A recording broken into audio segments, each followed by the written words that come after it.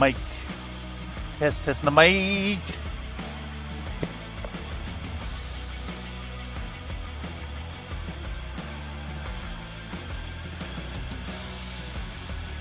Some latency. Testing the mic. Mic test. Testing the mic. Mic. No. Do. All right, that is some hella latency tonight.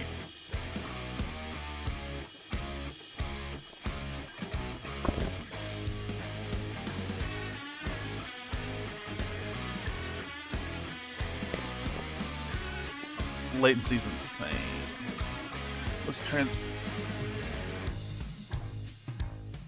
transition in. Hitting the transition button here.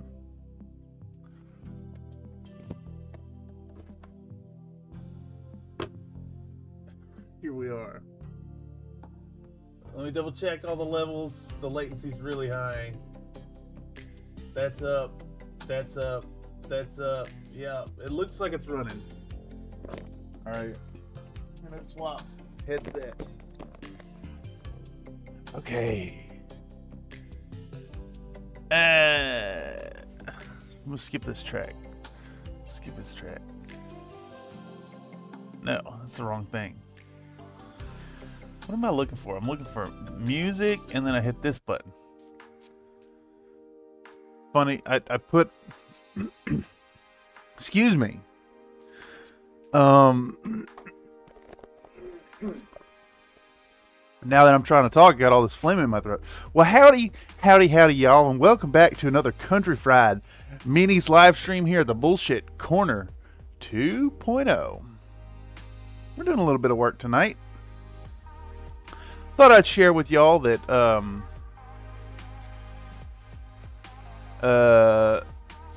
it has been brought to my attention that the music has been getting a little stale and repetitive, and in examining the issues, I have discovered why that is the case. So I only had 43 tracks for the background music, and they were not shuffling properly. So basically, if you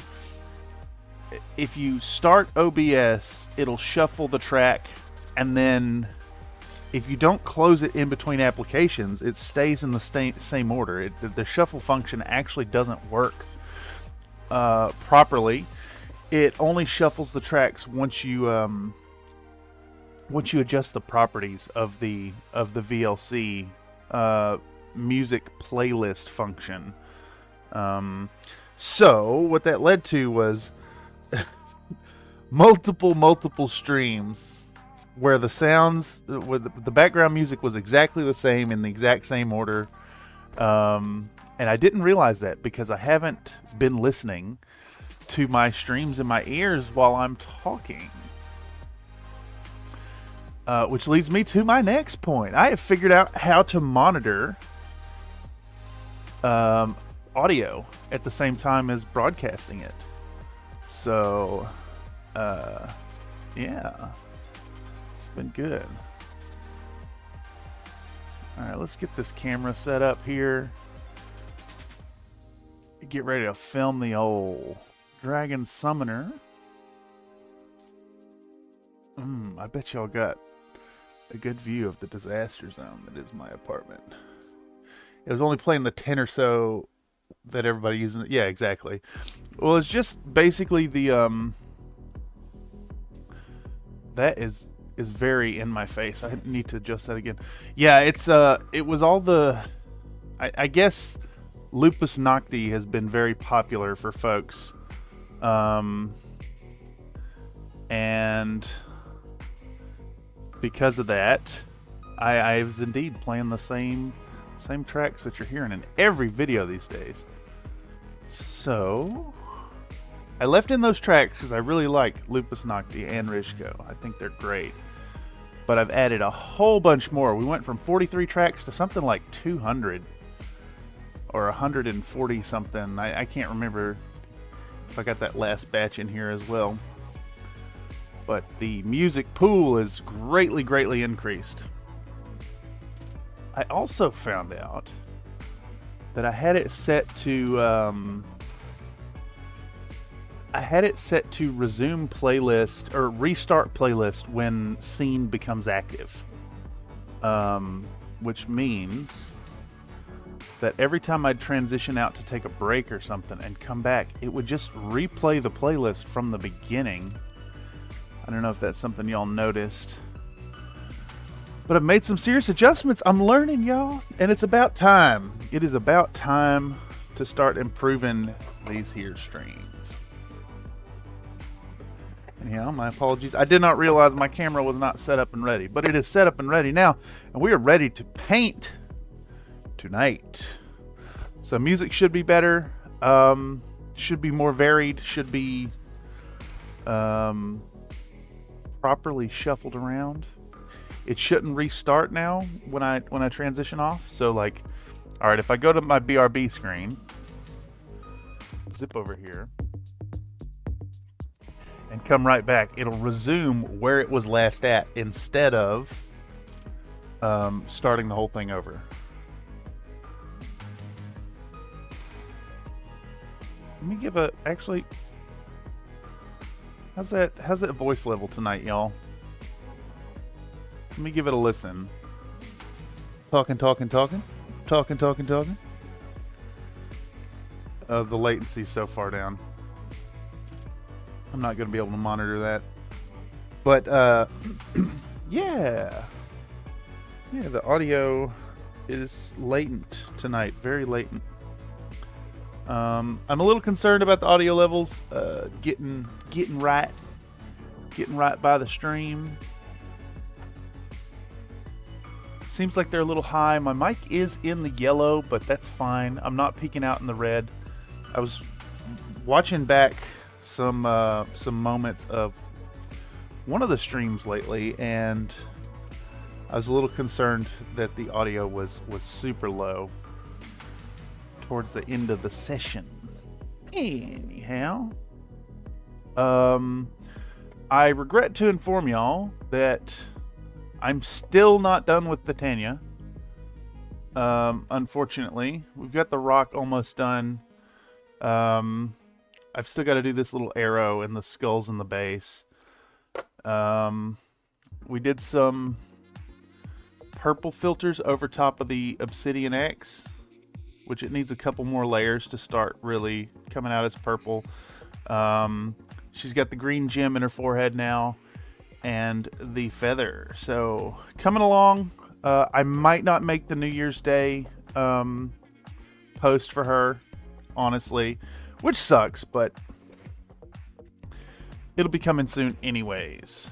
Because tonight, we need to get work done on this here Dragon Summoner. I tapped another YouTuber to do a collaboration, and I have really let this project kind of flounder and go by the wayside instead of putting work in proper. So we're gonna do some work in on our Dragon Summoner tonight. But first, I have a coffee that I just remembered is in the microwave. I'm gonna grab it real quick, and we can get started painting in earnest. So let's do the BRB screen, and I will actually BRB.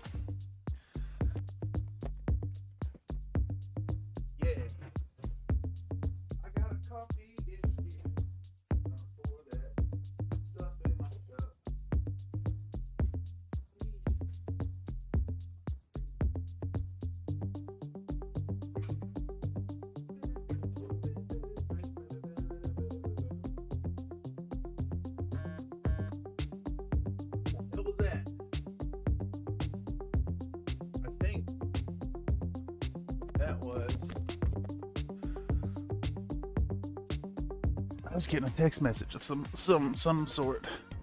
All right, so coffee ready? Delicious coffee.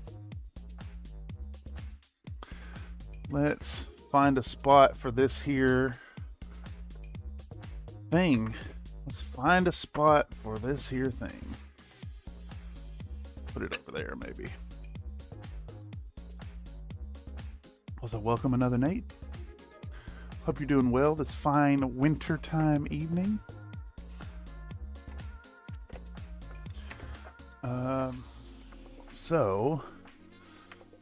Oh, we've got 3 votes on the color of the dragon. Let's see. No, no, it's all over the place. Okay. I'm gonna just have to make an executive decision. But in the meantime, we can start working on some skin, I think. Or even go back to our red dragon from last session.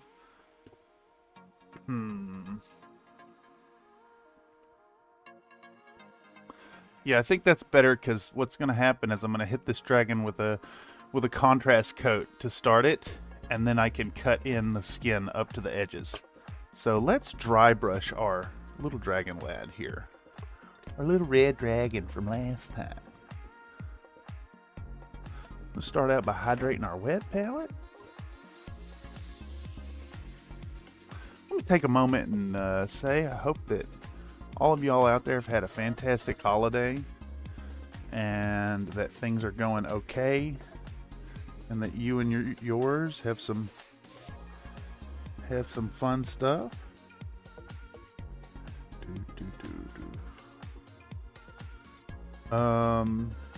Okay, I got all kinds of messages here.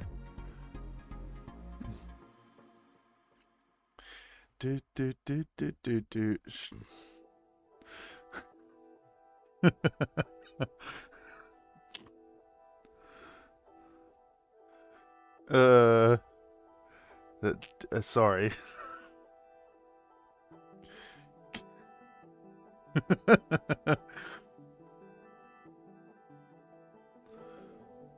All right. That was an important message. I like that I'm sitting here laughing about something that y'all have no idea about, and I also like that I'm not going to give you any context about it. Okay, we got our palette rehydrated. Ew, it's got yucky. Here, we'll pour that in the excess paint. I like that.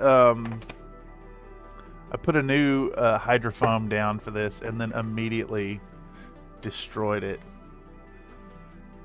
Okay. All right. What am I looking for? I'm looking for a new sheet for my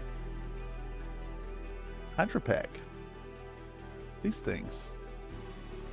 Let's put a new sheet of parchment down. Oh my god, I don't want to open. There we go. Alright, everyone, defend your color. I'll buy some time before we make a decision on the dragon color. Okay. In the meantime, let's actually give some thought to which side of the parchment is going to be upwards facing, because I think I've been doing that wrong. One side should be more smooth than the other. Should be, but honestly, I can't tell a difference. I think this side is a little more smooth. This side feels like it might have a microscopic tooth to it. So let's get it a-going. All right.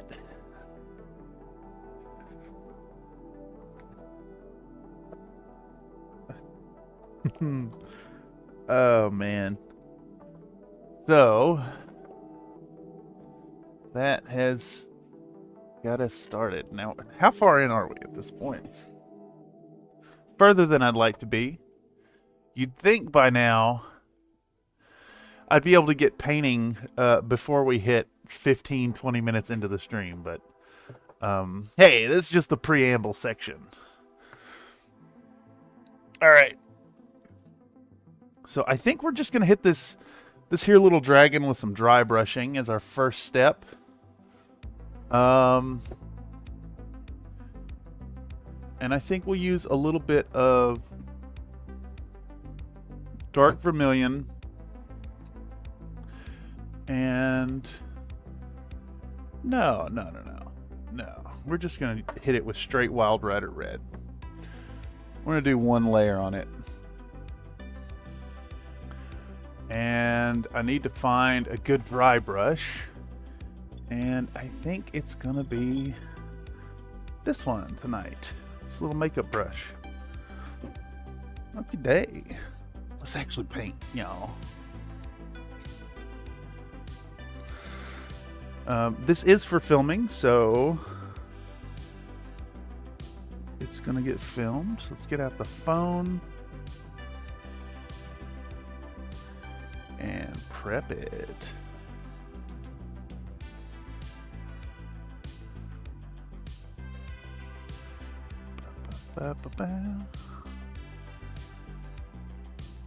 Oh man, I tell y'all, it is very nice.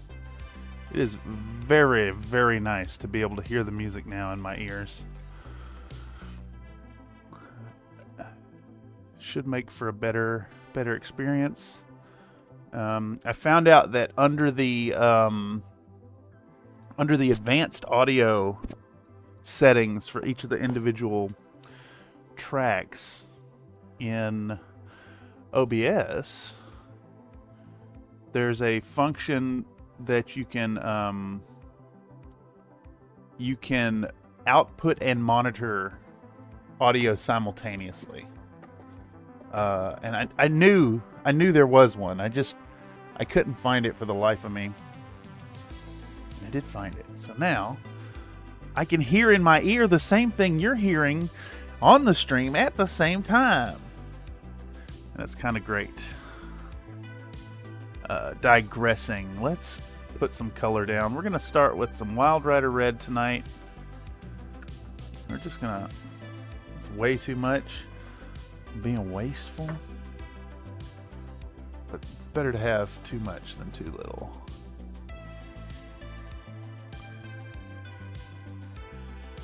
Alright, we're going to thin it just a little bit with a drop of water, because it is a pretty thick paint. It is indeed a pretty thick paint.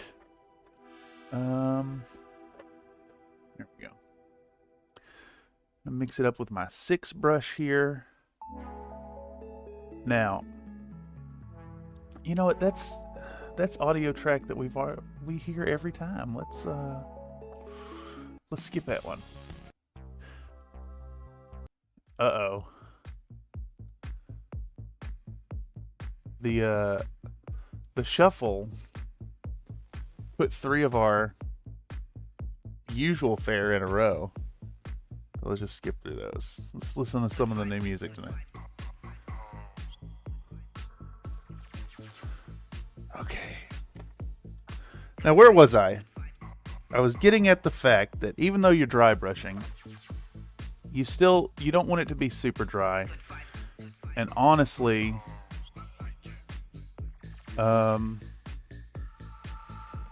using a paper towel to clean off your dry brush also contributes to the chalkiness. I need to get a texture palette, but in the meantime, this will work fine. Just know that if your paint is too dry, then it will contribute to the chalkiness of it. That's still a little too saturated. We're just going to hit all these scales, all our happy little scales, with some dry brushing. And I've chosen this here Wild Rider red to kind of make the dragon more of an orangey tone overall. And that way we can just use the same dry brush over the orange and the red.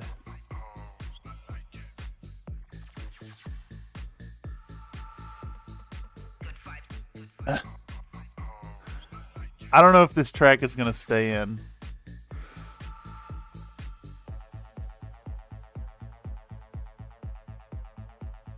It's almost done though. We'll see what comes up next.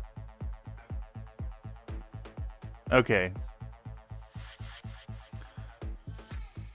All right. Get a little bit of a dry brush down. There we go. And then we'll take our Fire Dragon Bright. If I could pick the thing up. Grab a little bit of Fire Dragon Bright. All right, let's see what the music's got for us in store. Is this something we've heard before? I think it's new.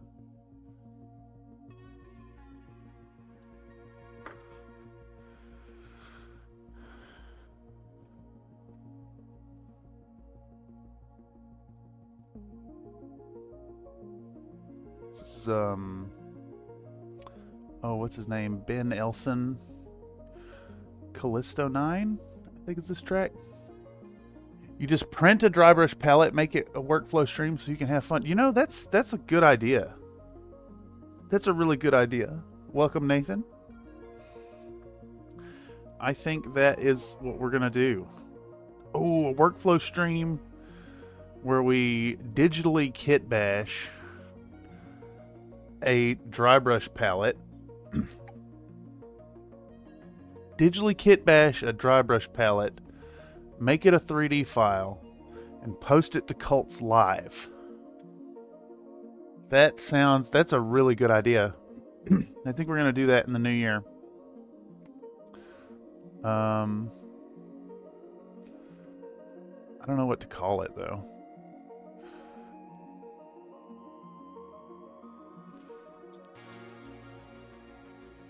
It'll be our first episode of something like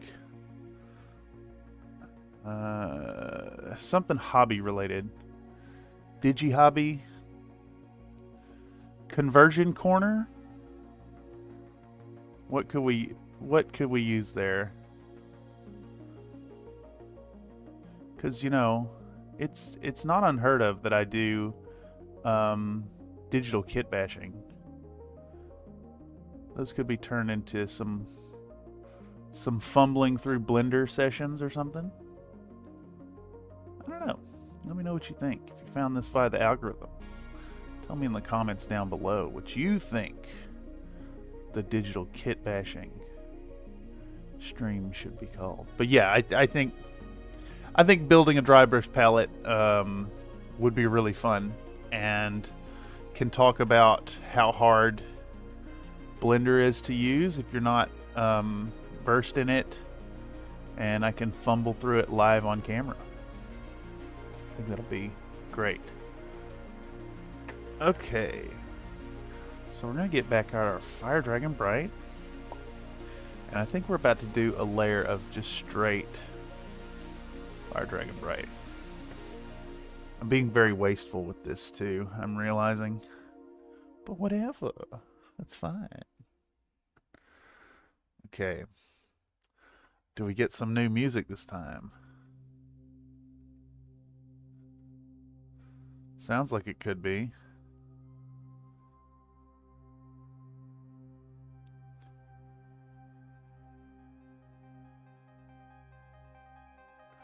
So I don't think it's shuffling proper, because this is also a Ben Elson track.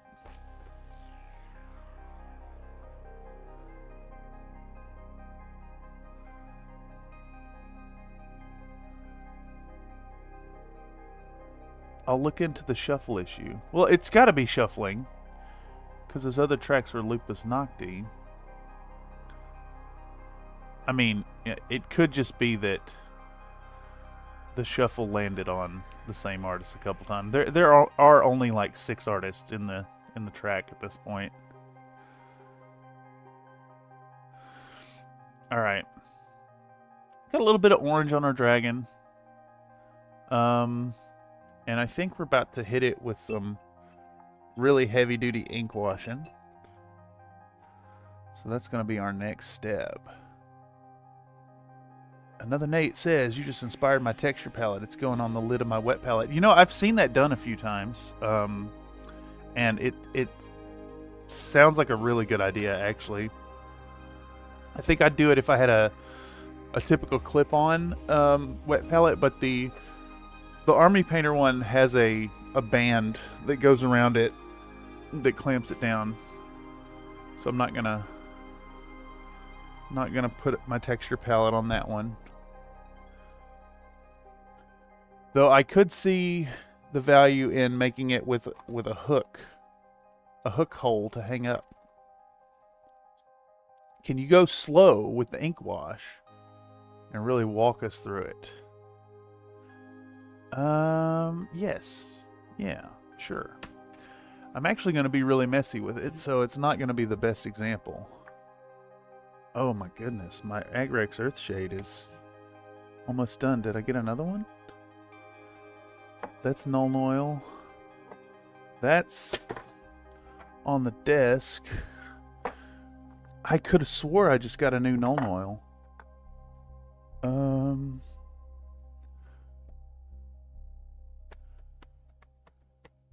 Where's it at? 1 second, I think it's in my bag.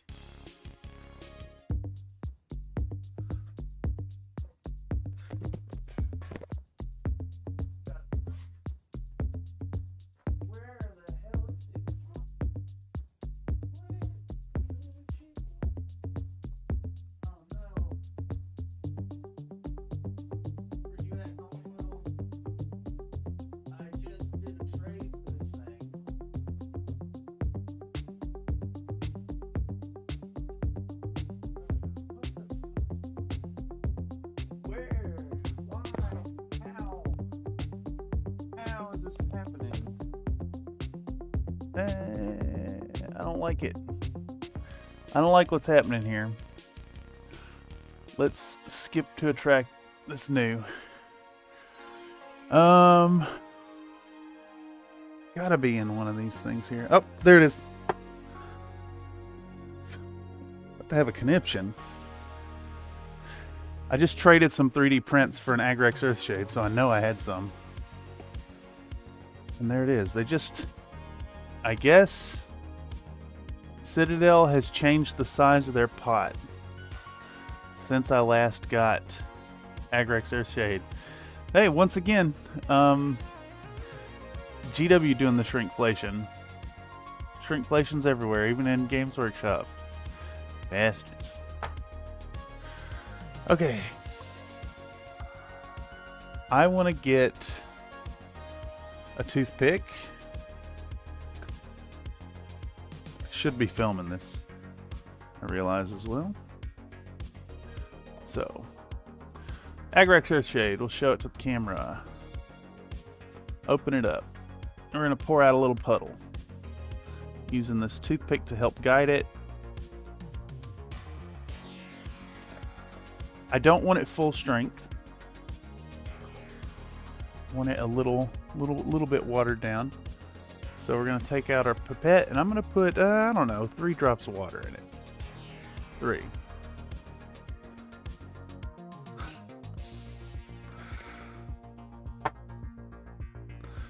And I'm going to use that same 6 round brush. Same 6 round. Let's mix in that water. Get our Agrex nice and mixed up. We're gonna just start putting this stuff down. I'm gonna favor hitting the crevices, hitting the areas where our shadow's gonna be the strongest. So, like the base of the wing where it connects to the body. Gonna work around the armpits. Including where they connect to the chest. I'm giving a brief dip and then wiping the excess.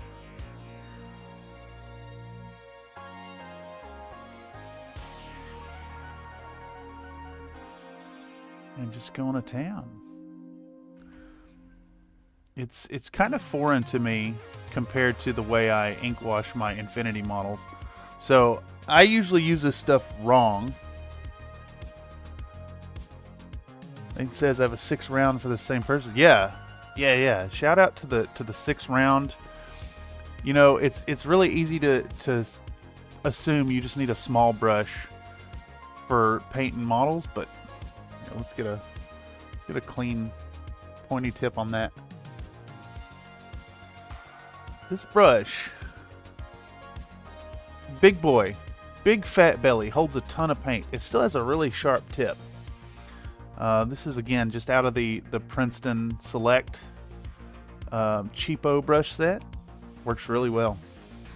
And I also find that the Taklon brushes, the bigger Taklon brushes, don't suffer as bad from the tip bending. Oh, we know this music.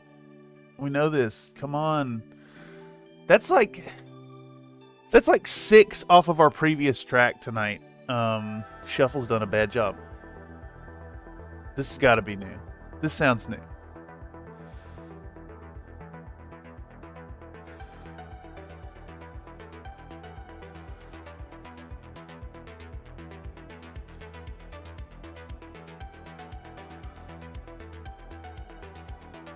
You know, this just tells me I need to expand the music selection even more. We're up to like 200 tracks, 150, 200, something between 150 and 200 now. Before I only had the 43, and it was getting very stale.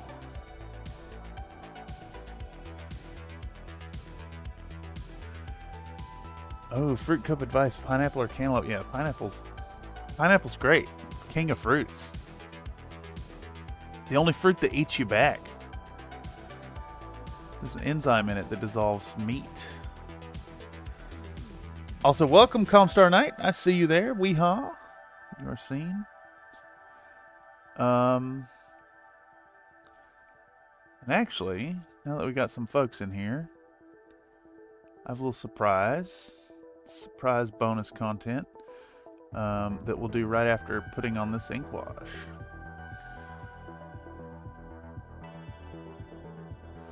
Just we're giving our ink a dip. We're giving it a swipe, and then carefully tracing those crevices,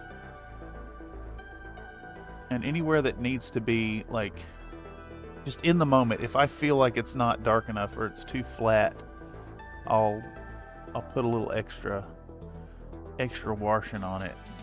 These nostrils. I think this whole spine here, I wasn't really able to get the dry brush in there, so we're just gonna give it a good coating. Tracing the base of the wings. I got some pooling right here. We're gonna pull that off.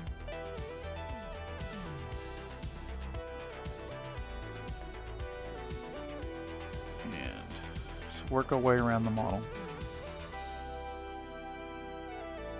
Working our way around the dragon. I think, honestly, the belly probably could just use a little bit over the whole thing. So let's do that. All the belly scales. I know, God, that is yet another track we've already heard. Sad. Sad, sad.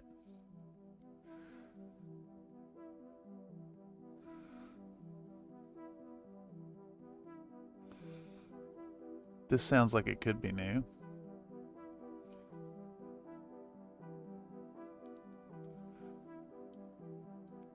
And speaking of music, I'm actively looking for a way to integrate some measure of chat control over the music.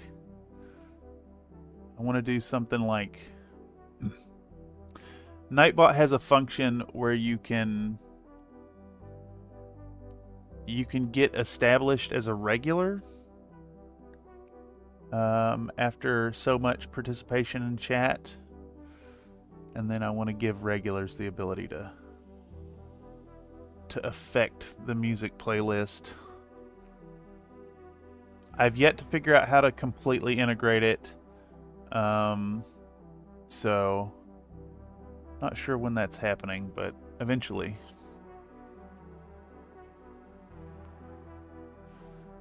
Okay. Just about through all the agrecs and I want to do.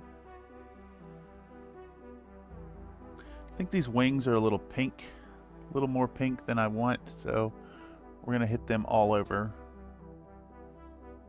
So give a dip, give a swipe, give a rub. Just really deepen them shadows.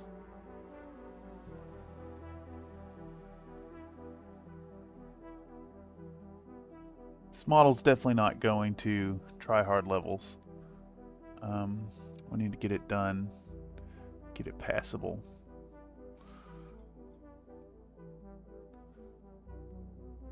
Mostly we need to get it done. Okay, with kiwi and dragon fruit or straight bromeliad. I didn't know pineapple was bromeliad. I'm partial to kiwi myself. Kiwi pineapple sounds really yummy.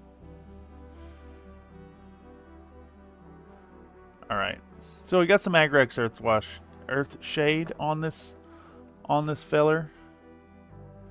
Just got a big fingerprint in it. But let's take a second. Is Nightbot able to answer questions yet? Ooh. There's got to be a way to integrate some chatbot, some AI predictive text into it. I'll look into it. That's a really good idea. I like it quite a bit. I need to write a custom command for Nightbot. I can write a exclamation point command for chat where you can ask it a question and then have it run that query in through ChatGPT or something similar, and then print out the results. But anyhow, let's do this little bit of bonus content because I see we got 6 people here. I got a little package in the mail. Let's do one of these unboxing thingamabobs. Because I've been waiting on this for some time. Evidently, the producer had some health problems that got in the way of getting things out. So let's take a peek at our new... I'm going to put down a towel for this. Let y'all get a little peek at this here thing for a future project, and also to maybe talk up the company stuff some. Let me put this down so we get some better contrast. I realize that the camera can see so much better with this as a background, but it looks bad in the videos, I think, so far. Anyhow, just got this here package from Axis Mundi.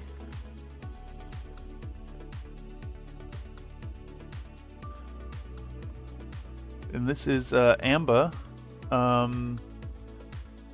What's her name? Amba Eye of the Sun or something like that. Let's get a peek at the quality of this here Axis Mundi model.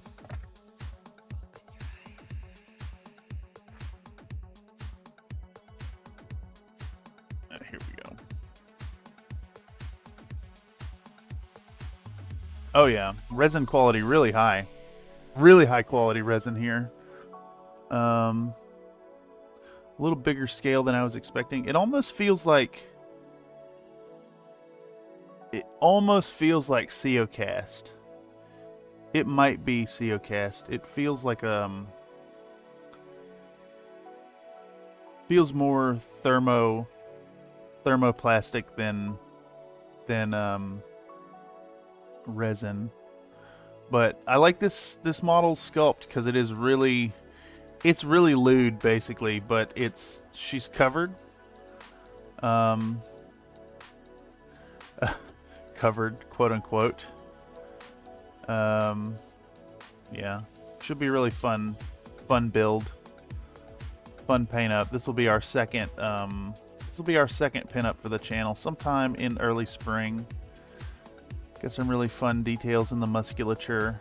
I like what's going on here with the ribs and the belly. But yeah, if you want to try out some high quality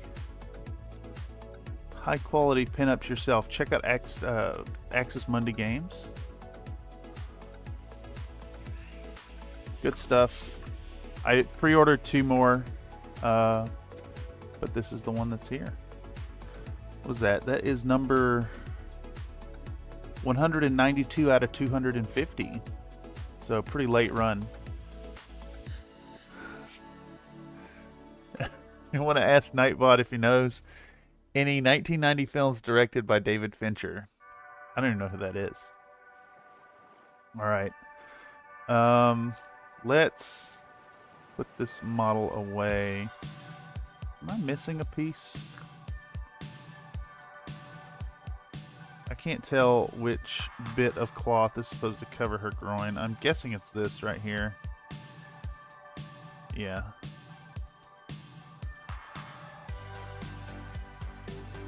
There we go. Not missing a piece. So yeah, she's covered. No genitals, no nips showing, but she's very nude otherwise. So it'll be a nice nice skin study. Little bonus content for y'all there. Little preview as to the thirst that I intend to inject into the channel.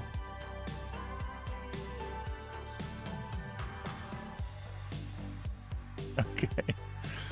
Put that on the shelf. Back to work. Back to work, y'all. Back to work. Okay, so we got our Agrex Earthshade drying out. Do we have...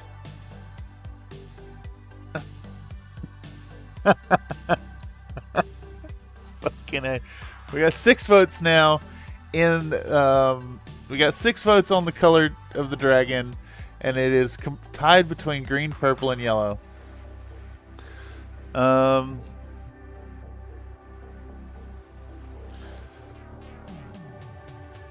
I just make an executive decision here? I think I may.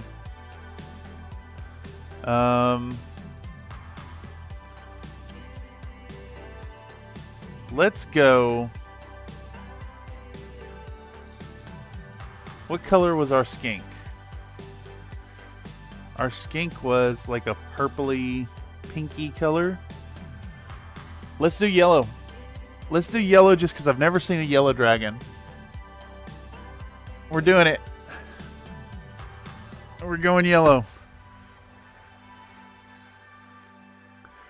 Alright. Back to filming.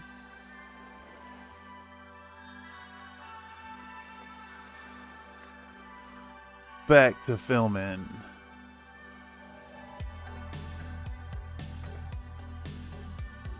Okay, so we're going to use our Imperial Fist contrast, and same thing, we're going to use our toothpick to apply it.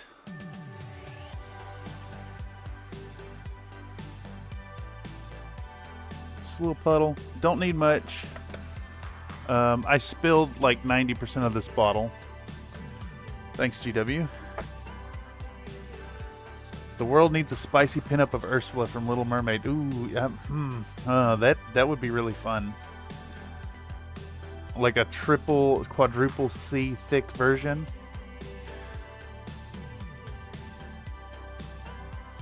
Alright, so we're just going to use this stuff straight out the pot. Let's make sure our brush is good and clean. And it's kind of not. Hey, new music. I think we're going to use our 4 round for this. Make sure it's clean. Let me give a little swirl in this and see if any of that green's coming off. No. Okay, it looks all right. All right, so we're just gonna hit this thing. Contrast color, we're just painting it on, straight on, letting it work its magic. No thinning. Imperial Fist contrast is pretty intense.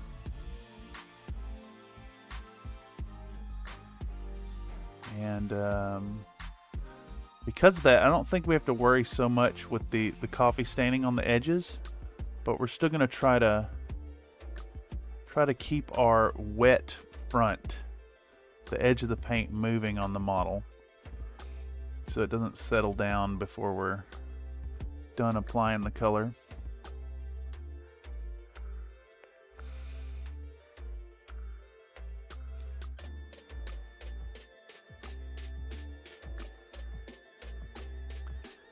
Just keep it moving.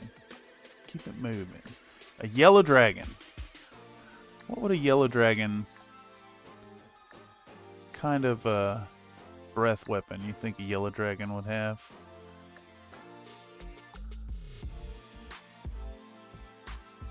Arcane? Just like straight up magic? Or maybe it's a breed of dragon without a breath weapon. Okay. So there are some really tight connections that are a little hard to get to on this model. I think we're just not gonna we're gonna try to be clean about it, but not worry super bad about where it connects with the body, because we can just cover that up with the base coat on the flesh.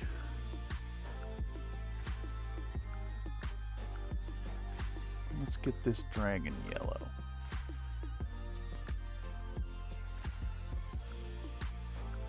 What was the yellow Yoshi's power from Super Mario Brothers?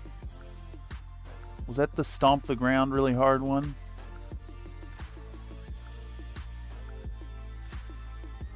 Can't remember.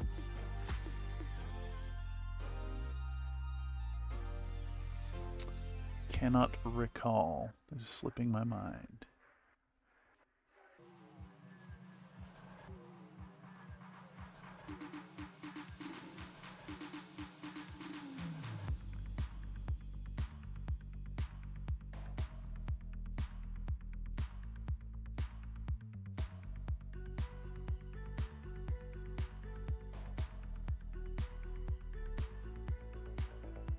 I can't for the life of me remember it.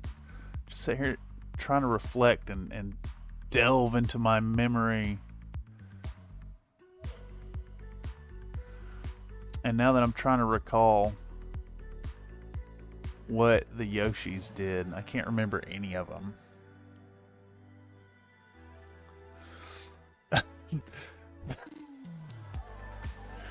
You make a thick Triton, yes. Yes, a thick Triton next to the thick Ursula would be great. Yellow wins by executive decision. Which has gone against what chat wants. I am sorry, chat. I had to make an executive decision in favor of moving the stream forward. Punish Fink says, I just want a dragon with A10 breath. That's just an urban mech. Amazing. Also, welcome Punish Fink. We're doing a little work for this my choice for a New Year New Dragon project. I reached out to another YouTuber about doing a collaborative thing, and he had an idea for dragons. And I kind of chose a dragon. He's got a dragon and another dragon, so there's two dragons.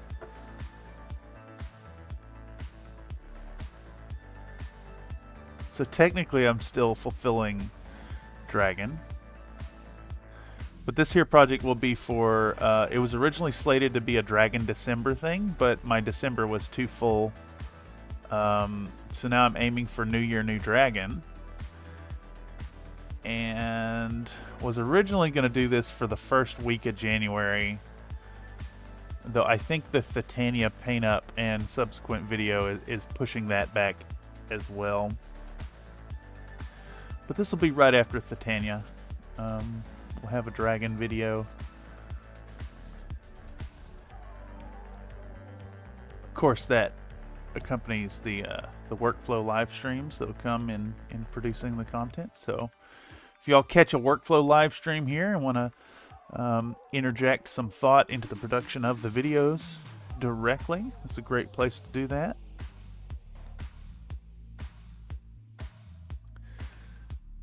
Nightbot has the first factoid for us for today. Nightbot claims that standing around burns calories. On average, a 150-pound person burns 114 calories per hour while standing and doing nothing. That is a half-truth.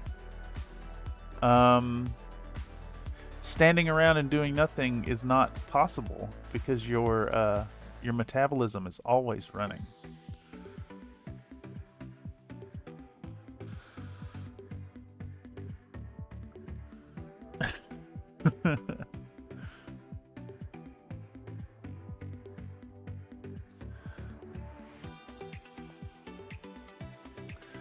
Oh boy.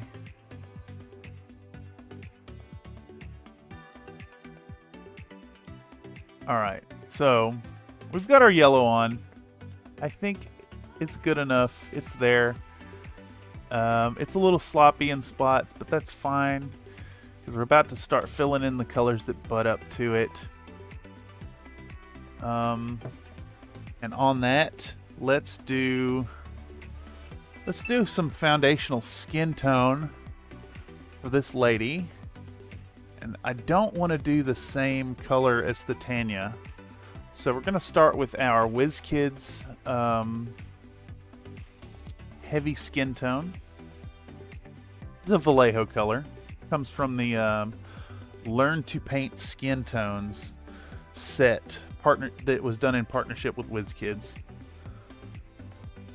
So we're going to start with our heavy skin tone. Put it out, thin it with a drop of water. One drop should be okay. That might bite me in the butt, but we'll find out. Take our 6 brush, 6 round, and mix this up. Get that water nice and incorporated. It's still a little thick. We'll do a second drop. Another drop of water. Ow. This will form a nice skin tone foundation. Not as dark. She's gonna be more pale. I kind of imagine that she's hanging out with the dragons in dragon layers instead of out in direct sunlight as much as the Tanya would be.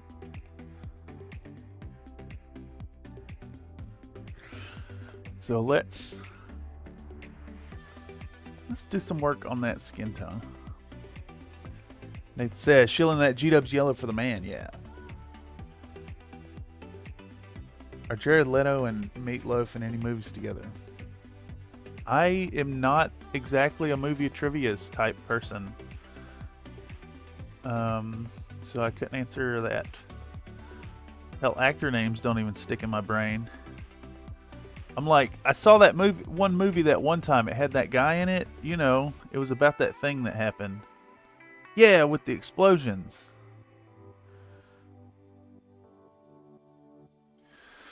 Okay, so I hope y'all can see that decently. One thing I still really struggle with is getting a playback that I can really tell what's going on.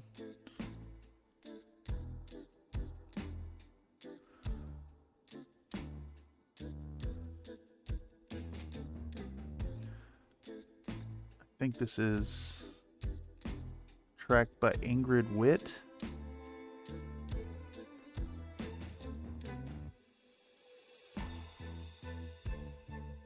I like her work. It's different.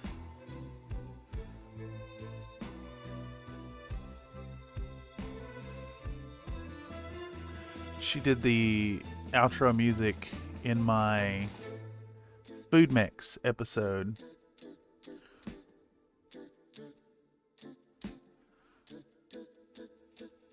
Okay. So heavy skin tone all over. We're just going to do a nice solid coat over all the skin areas. I think from there we'll do a single highlight layer and then hit it with a flesh wash. And I do want to shade down the yellow dragon here. Not sure exactly what approach we'll take for it yet. Kind of just making it up as I go here. Might just be more Agrax. Maybe a lighter Agrax over our red dragon friend.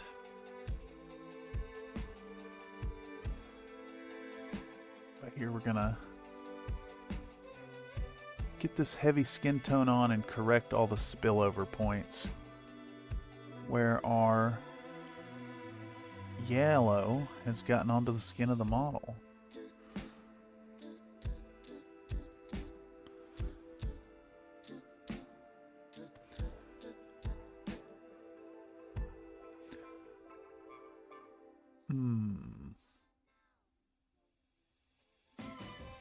Got dangerous close to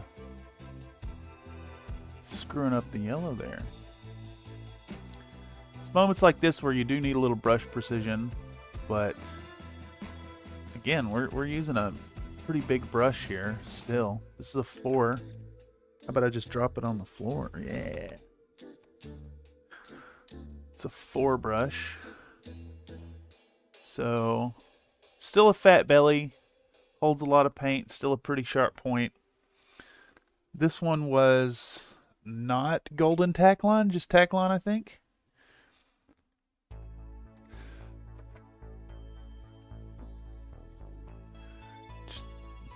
Wow. That is yet another track from our music list before. Let's see, is this a new one? Oh, speaking of, this is Ingrid Witt's If I Had a Tail.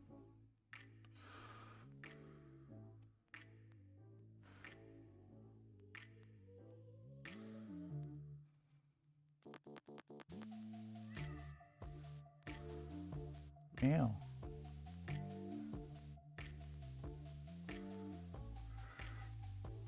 You know, I don't want to get rid of the tracks we've had before for the background music on the streams. I just don't want them to... I don't want it to favor the stuff we've already heard on this stream with all the new music. The old stuff makes up less than 30%, or about 30%, I guess, is more accurate. Less than a third of the music on offer. And I've had to skip several.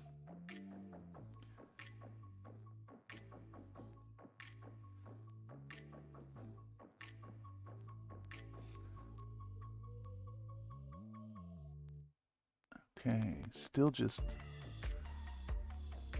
trying to get a nice smooth coat of the heavy, what is it called? Heavy skin tone. Without spilling it on any of the yellow. We're gonna push it into all the details on these sandals.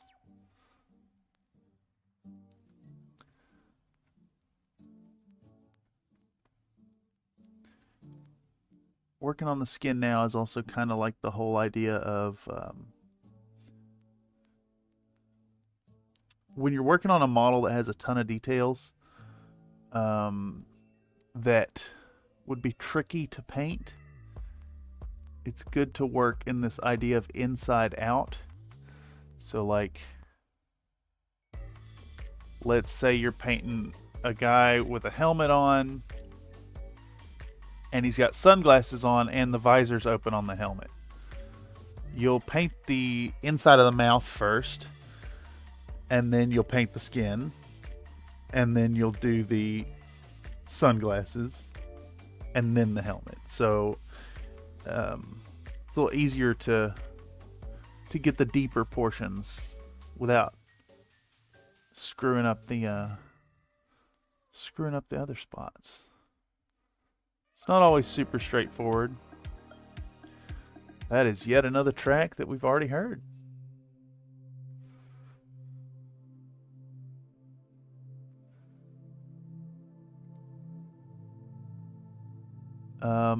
Yeah, so in the case of this model, even though the dragon is on top of the skin, we started with the yellow because the contrast paint's a little harder to control than straight opaque colors. And it's easier to go back in and cut in the flesh base tone than it is to avoid getting the yellow on the skin later. And because it's contrast, it'll stain things up really bad. So I guess that just goes to show that for every rule there are also exceptions, including the rule that there are exceptions. I'm sure there are rules out there that have no exceptions. But at that point, is it a rule or does it become law? Where's the scientific line between theory and law? All right. I'm hitting the edge of 10 minutes for that recording. I'll do another few minutes of footage for the skin. I want to get her face getting color on it for the video. But just more of the same, more putting base coats down.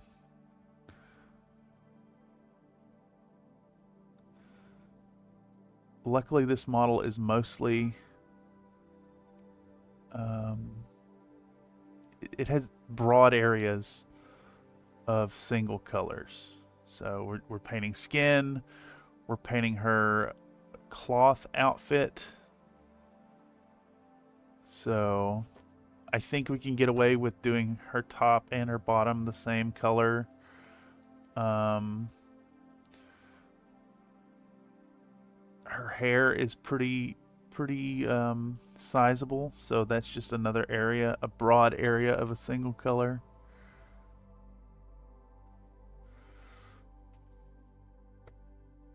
Fun, happy sculpt here. This is again the Dragon Summoner by Reaper.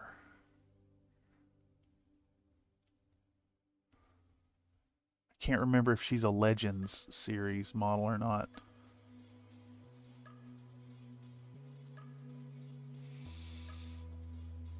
But I recommend painting up some Reaper models. If you ain't tried one out, give them a search. Generally, their metal models are better than the others. Reaper bones are fine, but they interact strange with certain products. The Reaper bones get really tacky if you use a varnish on top at the end, like even through your primer coats and stuff. I've got a Reaper bones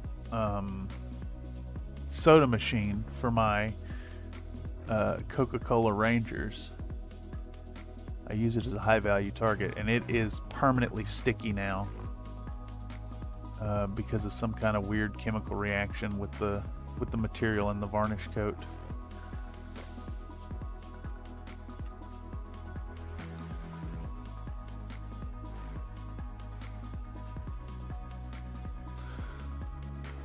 Also want to point out, I see that we have 8 concurrents currently. I want to thank y'all for tuning in and checking out what's going on here at the Bullshit Corner 2.0.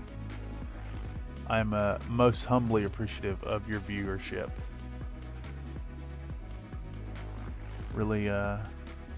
really warms my heart to know that there are folks out there who are interested in seeing what's going on.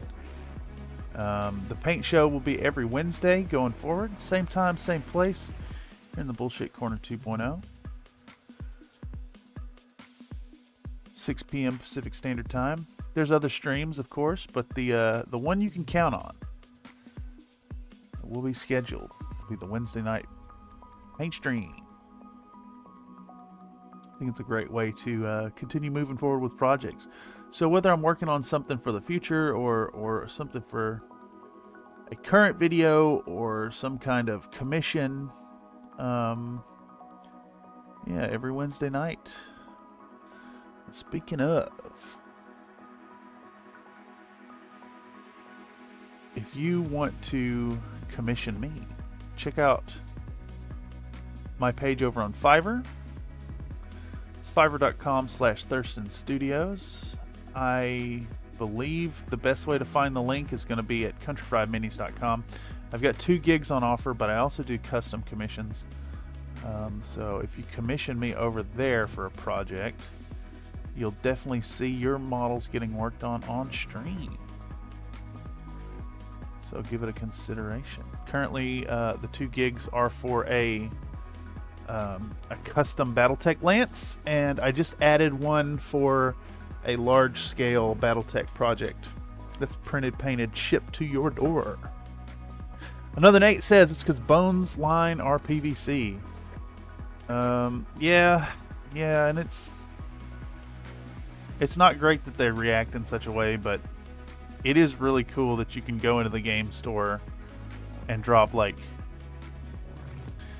$3-4 and have an extra model for your collection that's neat, fun to paint. They're also usually like weird generic sculpts that are fun. Like here we go. I got this one I want to paint up soon. I can pull it off the rack. At this hillbilly. He's just a barefoot hillbilly with a shotgun and a moonshine jug.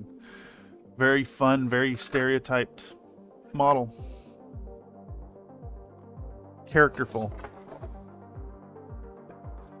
I mean, I don't know where I'd ever use it in tabletop gaming or anything, but what a fun sculpt. Alright, so we got that first layer on. Now that we've kind of cut in this heavy skin tone and butted it up to where it needs to go, for the most part. Let's see, I missed some on the thumb and the wrist there, but we're gonna just go back around it because I can see that it's kind of thin in a few spots. Do that old 2 thin coats thing. And you know, while I'm at it, see, I've missed a little bit on that other leg.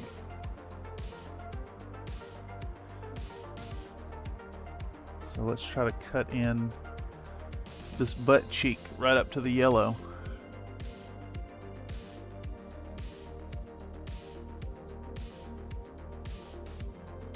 There we go. And then we don't have to be as careful here next to the cloth, because we're going to paint over that here in a bit.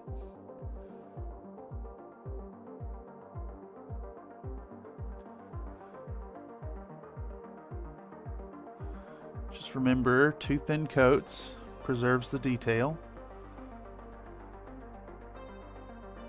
There's a reason why Mr. Duncan Rhodes talks about it. It is the prescribed method. You put a thick coat down, you'll be clotting up details in a single layer. And then if you're doing multiple coats of subsequent colors over top of that thick detail, you really start to lose details. Or that thick paint, you'll lose details. So, just real quick, like, going over the model, we're finding our thin spots, building that opacity with 2 thin coats.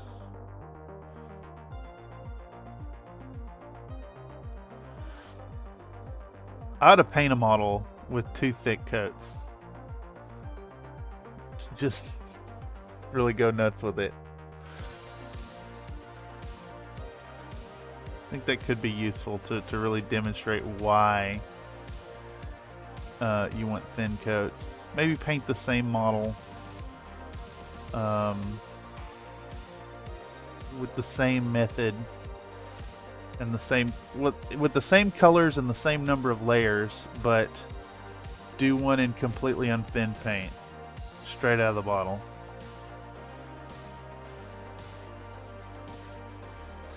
Maybe even include a model that I've done the best I can to make look good while still painting straight out of the pot. No thinning at all.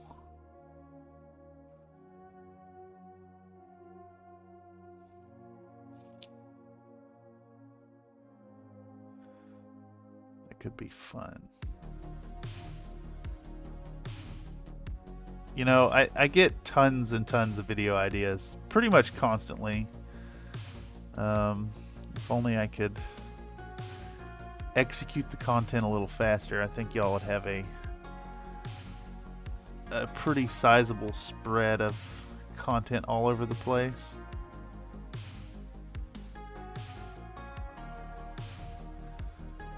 I really don't want to skimp quality, you know? I think quality is super important. Consistency in that quality as well. So I guess that's kind of my thinking behind the 10-minute minis. Y'all saw the community post about that. 10-minute minis will be less story driven, just more focusing on the model. And the video, full-length video, will be cut down to 10 minutes. One model, start to finish, with a howdy and a goodbye.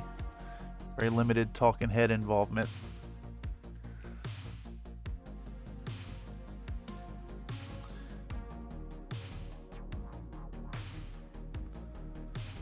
I missed some skin on her chest.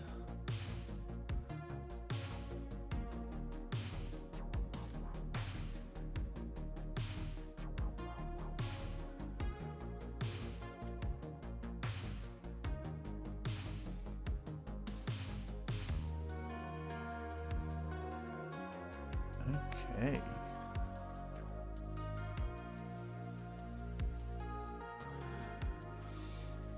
In retrospect, I think I should have pinned this model to a painting handle.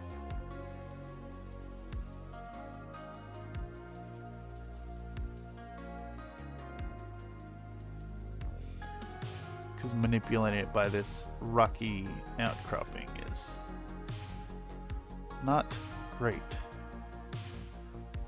Case in point, I almost dropped it just now. Alrighty. Just about got all the skin base coated. I'm a little torn as to what I should do next. I think we'll base coat all the cloth before moving on to the wash. We'll do a flesh wash at some point. All right, this is another Lupus Nocti track. We're gonna skip right over for now. That's another Lupus Nocti track. That's another track from our previous. I cannot believe the shuffle is just like playing the same old stuff.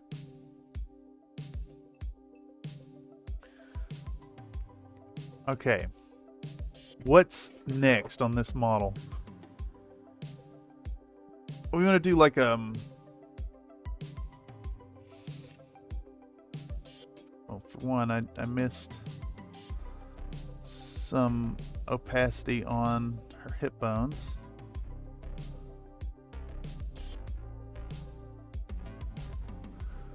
I think we want like a mid-brown foundational color for her outfit.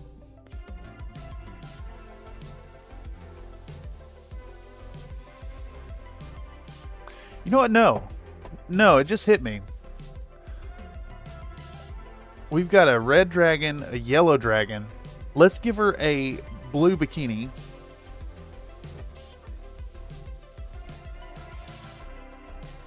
Yeah, let's go blue. So we got that whole like primary colors thing going on.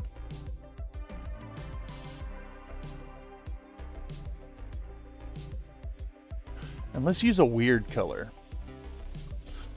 Let's go with this phthalo blue by Golden Fluid Acrylics. All right. I realized too that I'm still going to need to do a brown foundational color on some parts, like her sandals and the belts. But that's fine. I'll show the phthalo blue to the camera.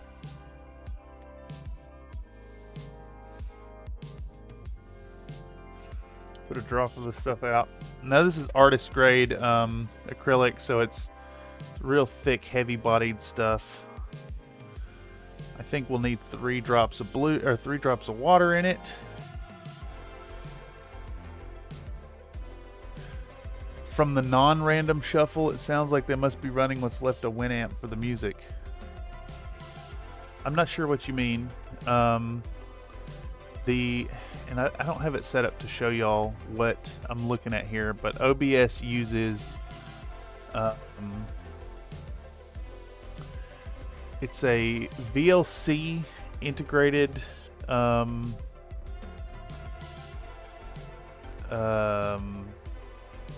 don't know what you'd call it, an element, a source in OBS, but it's just not great. The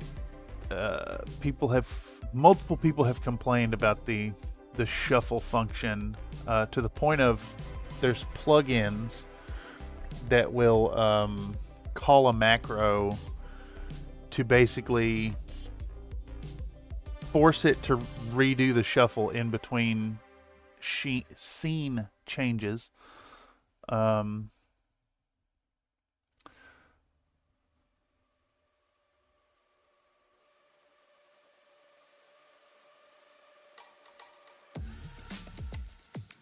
Okay, so our phthalo blue may have been a little too thin there.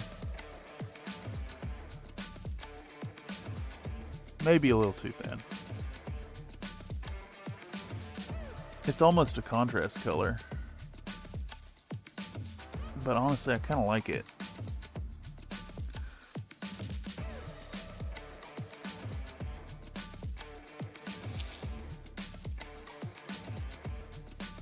Very intense pigment, but really thin.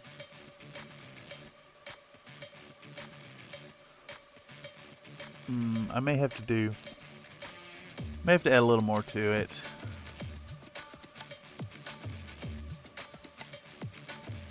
Yeah, I think I'm going to. Let's get a little bit more.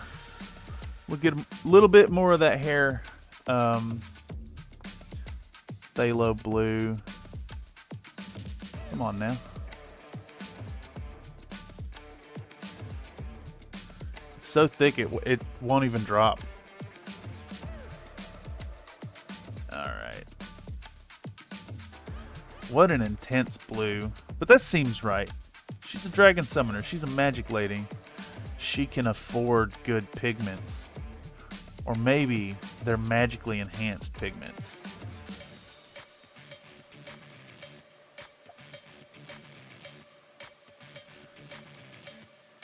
Alright, let's do that again. We'll work on the back, on the butt flap. See how that affects the application of this here phthalo blue. It's still... It's bizarre how it's like... It's a very intense and staining pigment, but it's not very opaque. This actually would make a fantastic contrast color. I wonder if GW has a tone that's kind of close to that.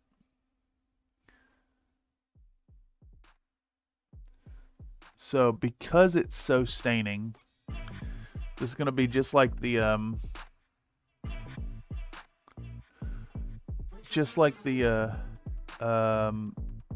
yellow here. I'm trying to get my light source at a good spot. It's going to be just like the yellow in that we need to be really careful in the application. Just a little tap with the brush will stain whatever we inadvertently hit, which is why we did the yellow before the skin. Okay. But it'll be worth it. It'll be worth it in the end. It's not much.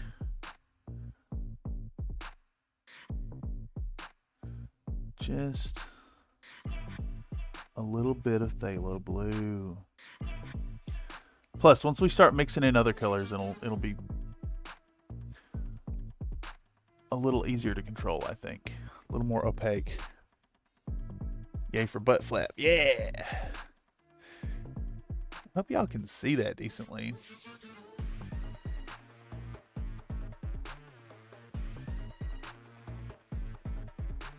That should improve with the new camera.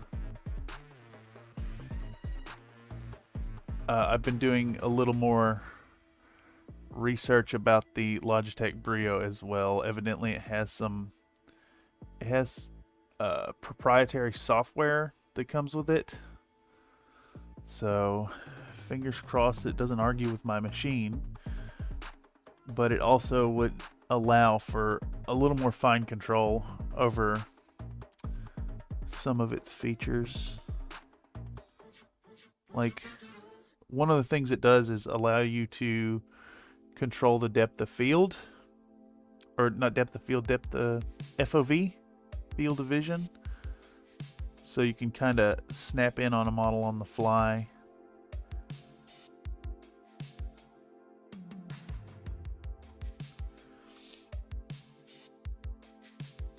Okay. I see I managed to hit the yellow tail with a little bit of this blue. It's great. Awesome. Just gonna have to pretend like that didn't happen, because there ain't no fixing it. I'd have to paint that spot white and then hit it with contrast again. Alright. Another layer while we're here.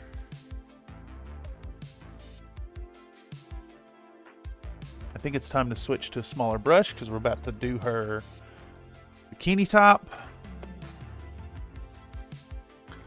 And we may run into the same problem here where it's just really easy to screw up in our application. One of these should be better. I got a 2 and a 1. Let's use the 1. A little bit of our phthalo blue. And try to precision apply it to her boob holder.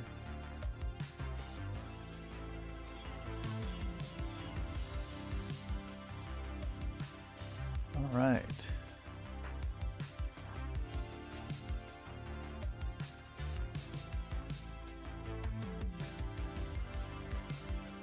Yeah, it's funny. I'm realizing now. I don't know why it didn't cross my mind, but we're going to be doing a pinup model followed by a pinup model on the channel. It's going to be good to get back to battletech.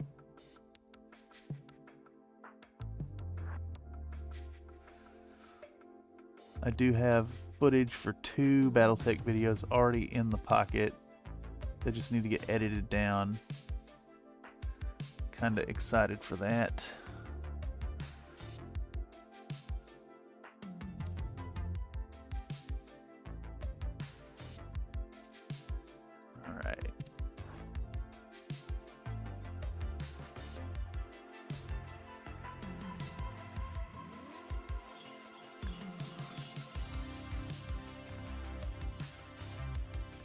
I always find that doing these little detail spots gets really nerve-wracking. Ton of focus, ton of intense brush control. Alright, I should be able to get a little closer to the camera now.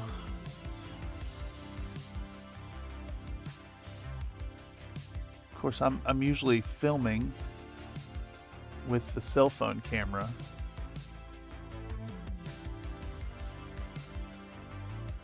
And, well, that footage takes priority over this footage.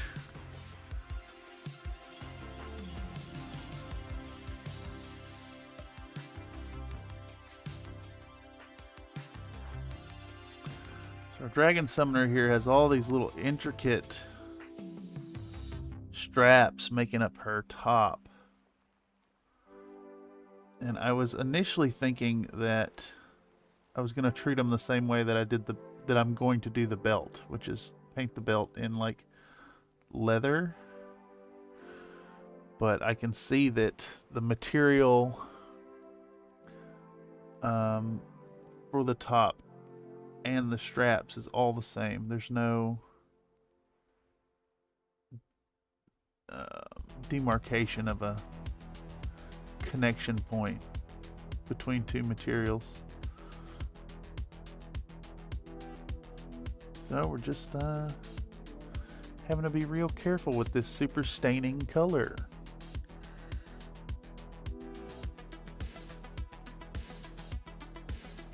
That said, I do like this idea of the primary colors. Really fun.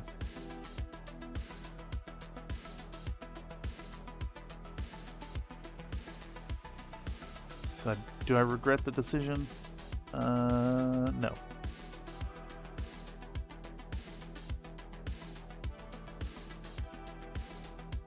Should I have painted this dragon blue and given her a yellow top? Yes.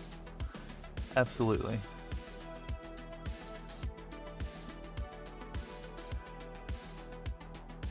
It's going to be a difficult color to manage here.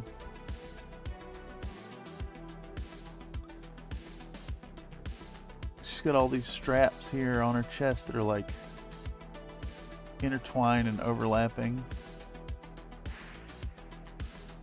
You're gonna have to try to preserve the shadow there with little tiny highlights. It's fine.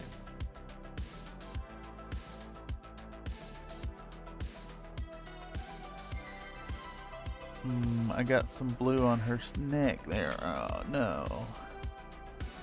Okay. I think that's our first layer of blue basically done. And it's fairly translucent, so we're gonna do the same deal. A second coat. Starting with the bottoms.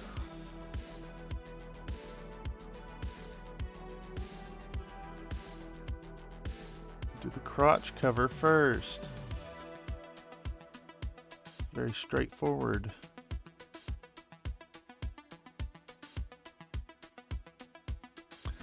And then we'll switch back to the butt flap.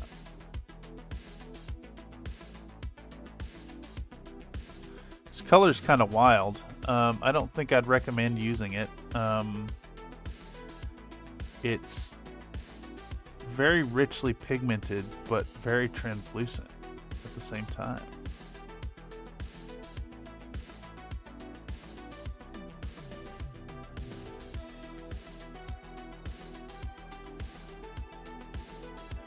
It's also really shiny. Whatever their medium is has a sheen to it that looks bad in miniatures. That's fine. At the end, I hit it with the matte coat anyways, and that takes away all the shine.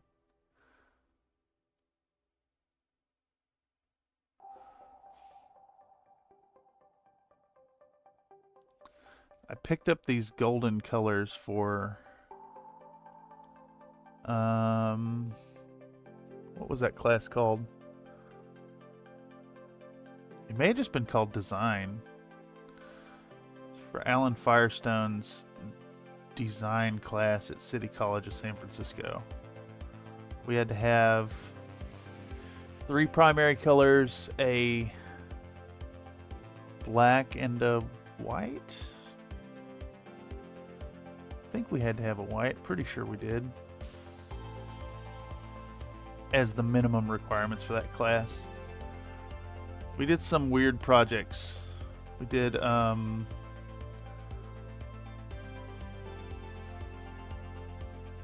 one was a study of values, where we collected scraps of paper in various colors and then arranged them on a grid to get the values from darkest to lightest, and then viewed all our images in black and white filter. It was really surprising to see like how colors can look like they're a certain value, and then you view it in without the context of the color, and it's actually a much lower value than you'd expect. Darker or brighter. The colors at the end were neat because we did a he sent out these scraps of pictures to people in the class. It was like a photograph that was blown up really, really big and then broken down into grids. Broken down into a grid, and all of the students made a full-size page painting off of the little squares they had, and then at the very end, on the last day, we all showed up and laid out the grid and made the picture. It was fun.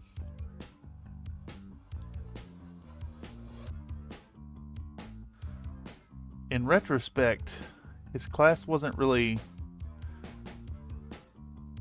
teach much design as much as like ways of thinking about stuff,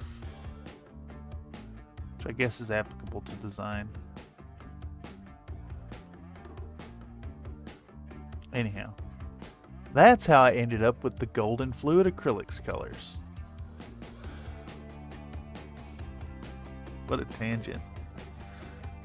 Alright, we're just about done with the blue.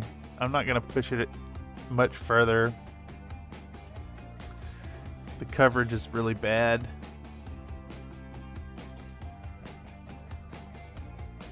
I guess it's not true. The coverage is great. The opacity is really bad. We'll fix that in the subsequent highlight layers later. Ruh. All right, what's next? I think we want to do the belts and the sandals. And honestly, I think we could coat this staff in the same brown we're going to use.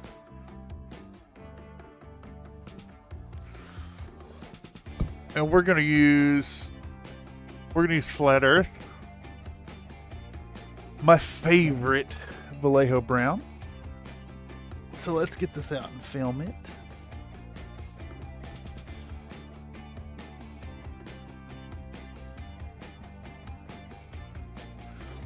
All right. Let's get out the camera. Hit record. Show our flat earth to the camera.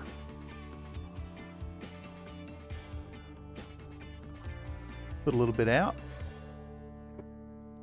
Drop a little water. 1 drop should do it with the Vallejo color. And we'll use our... I think we're going to stick with this one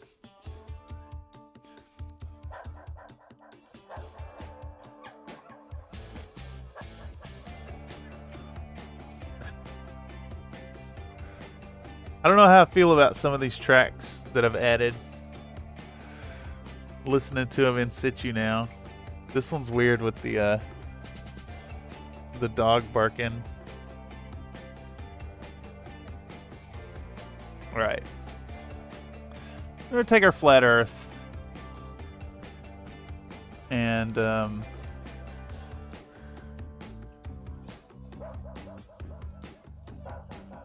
put it on the belt first, I think.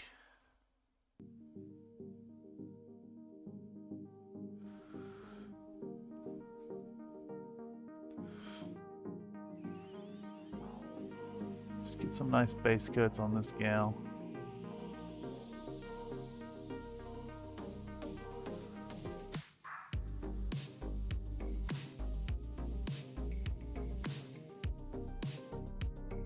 Now that I'm putting color on this belt, she's also got like metal rings and studs in this belt.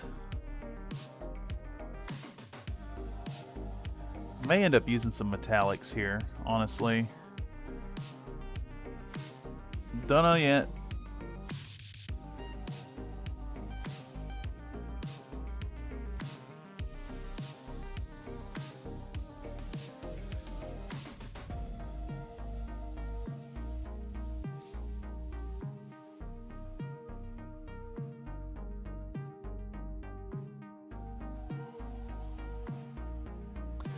In hindsight, I should have done the wash on the dragon now.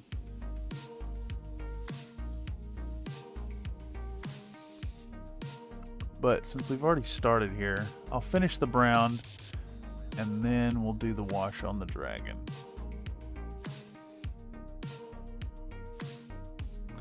The reason I say we should have done that next is because I need to do the wash on the skin as well, and the two washes will blend together if I'm not careful. I also noticed that there's some spots on this dragon flesh that I missed, so we're gonna take a second to do that.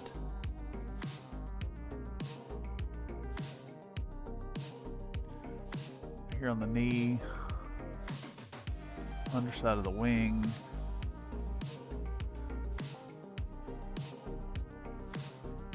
A few little spots on this dragon that didn't get color. Let's fill that in real quick. Alright. If I don't take a moment to do it now, I'll just forget about it and then be doing the glamour shots before I realize I missed them. Alright, so we've got a coat so far on the belt.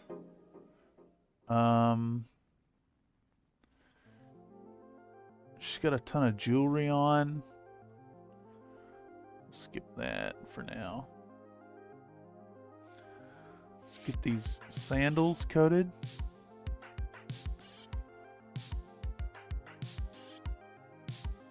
Kind of hard to see.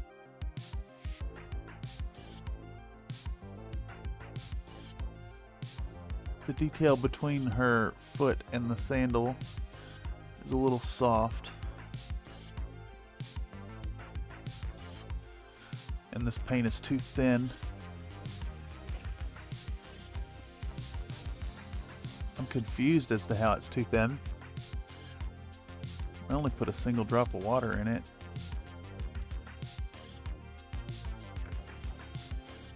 Maybe it's just poorly mixed.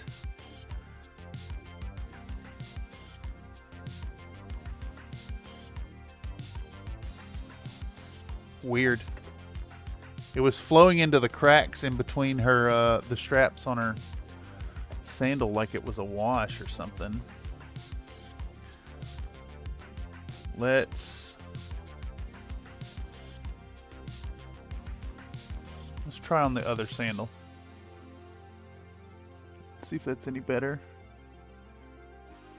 Yeah, it seems a little more controllable. I think I just... No, there it is. It's breaking. What the hell? Um, I think it's a matter of mixing it. I think it's a matter of mixing it in the bottle. So, let's pivot here and try to fix that problem with our wobbly pink lad. Our Onilab MX Mini Mixer.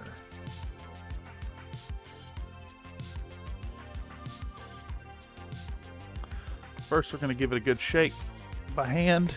Just try and bust up anything that's not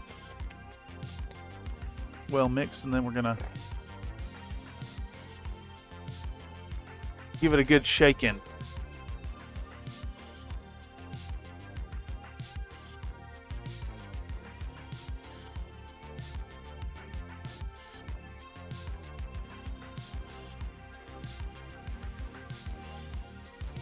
Alright, maybe that'll be a little better. I'm hoping so, because that was a weird performance from this paint that I've never encountered with a Vallejo color before. A 1-to-1 thinning should not cause your pigment to break with Vallejo model colors. So let's see if we can't pick up all that flat earth. Yeah, like that just wicked right into the paper towel. That's insane. I ain't never seen it. Woohoo, solid country fried OnlyFans content. Getting that pink wobbly thing out.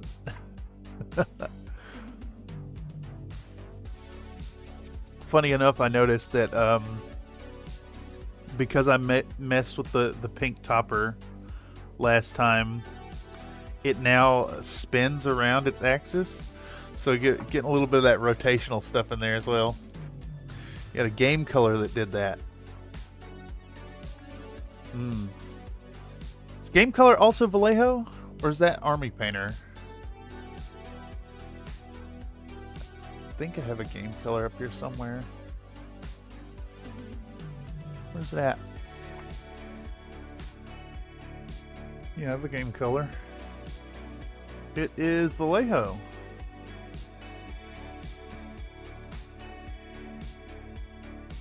Let's see. I'm gonna try to put this stuff on just full strength right out of the bottle and see how it behaves. So let's just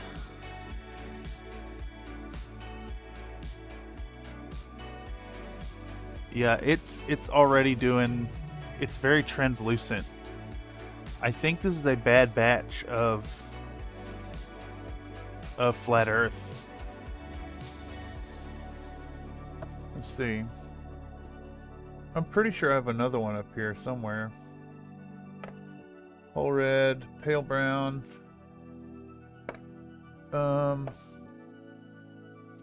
Flat earth, okay.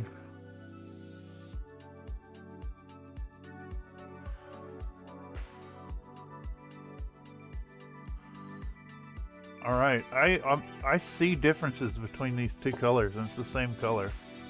So this other one is game colors, basically old GW's colors. Interesting. I use maybe it's not this one. I have a jade green that I use for my custom Space Marine chapter. All right. See if y'all can see a difference here. These are the same color. These are both 70.969, and that is not the same color. I think this is a bad batch of flat earth. Okay. Let's address this before that becomes a problem. Alright, so one of my flat earths is bad.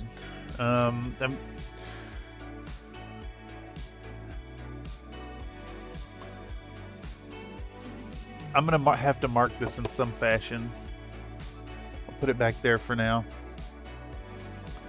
I'm very tempted to just chuck it in the bin, but I think it's still useful. It's just it's not performing how it should, which is really surprising, especially from Vallejo. Definitely the first time I've seen a QC issue. Okay. So let's use my flat earth that I know works.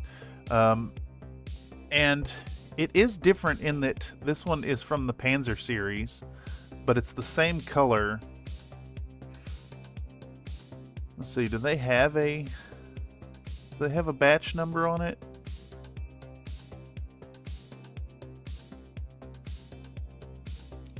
Same barcode, same number on the front. They do not have a batch number. Maybe it's this number here.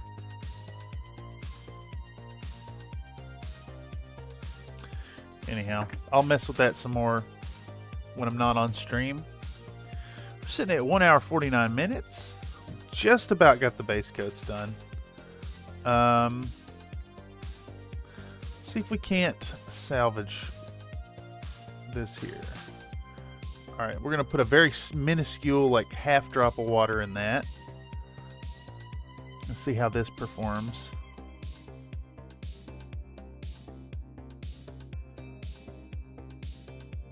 I don't want to over thin it and have the same problem. Arguably most flat earths. I did a Simon Dan, who does flat earth debunking videos. It's a guilty pleasure of mine. Did a call for subscribers to send in videos for like a subscriber thanks video, and I did a whole bit about I had proof for the flat earth. It just happens to be my favorite color, Vallejo brown. Yeah, I noticed the problem with this because it's my favorite brown. By far my favorite brown. And when your favorite paint ain't working right, you notice. Alright, back to it. See if we can't salvage this mess.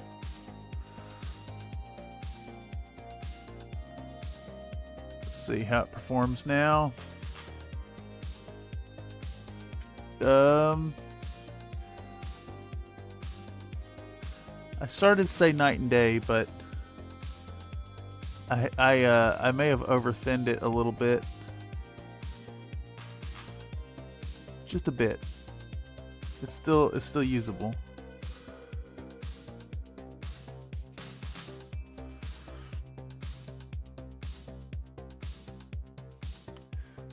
Does this paint just tend towards translucent in small targeted application like this? I'm trying to think back to whether or not I've used this color in such targeted fashion before, and nothing's like standing out to me. No, that's better. My fingers just let go of that brush. I don't know if y'all ever get that problem.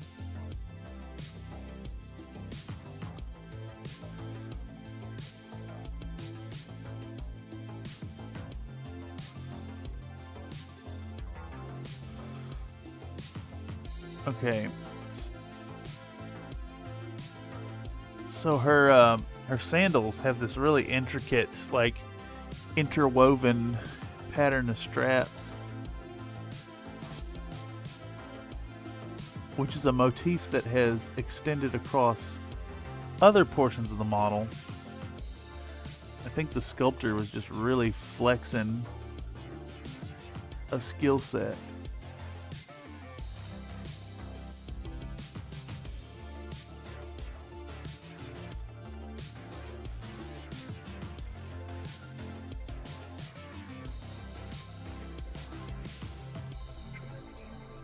You know, I could have made my life so much easier by just painting this a solid color and doing this with a wash. But where's the fun in that? Gotta get that sweet, sweet suffering. Inject a little bit of misery into all your paint jobs. Let's see, what's the most miserable painting experience I can think of? What about painting trim on Chaos Space Marines?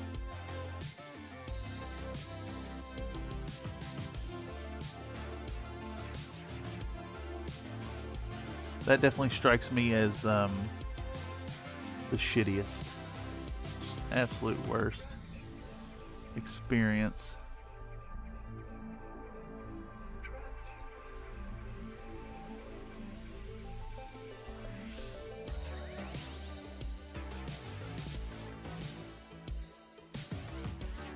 Okay, much better. Much better.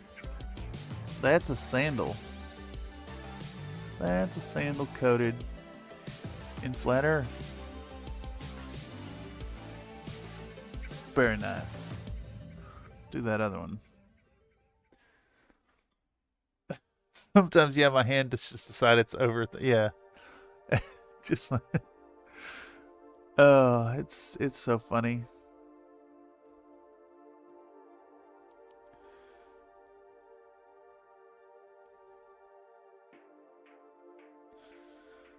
The best is when your hand drops the thing you're holding, and then you go to pick it up and you drop it again.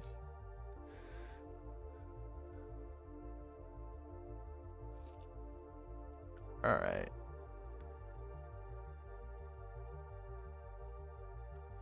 A little more flat earth. Coat that sandal.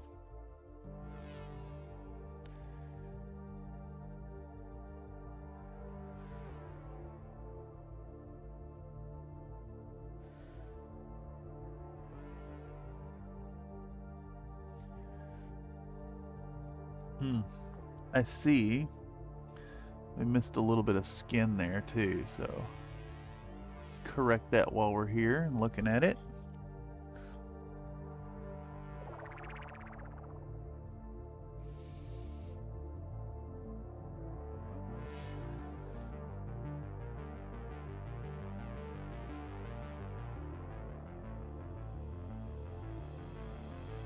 You know, I want to take a moment once again to point out the whole night and day experience I'm having right now, being able to hear the music in the stream. All previous streams, I have sat here in dead silence with no sound going into my earballs at all.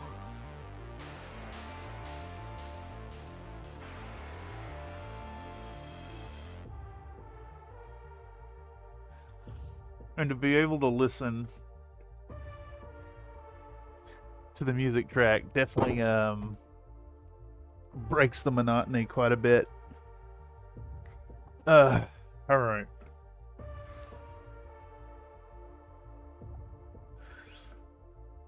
I wonder if that's why the traffic noises bother me so much during streams.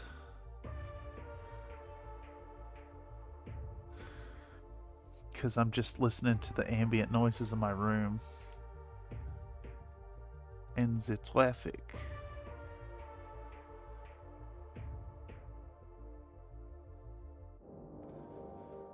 Which is still an omnipresent sound.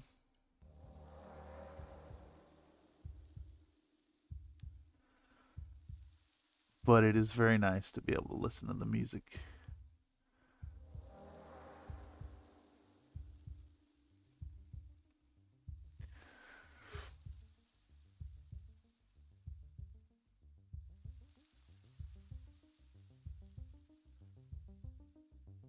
All right. That's a sandal. Good lord, that took ages.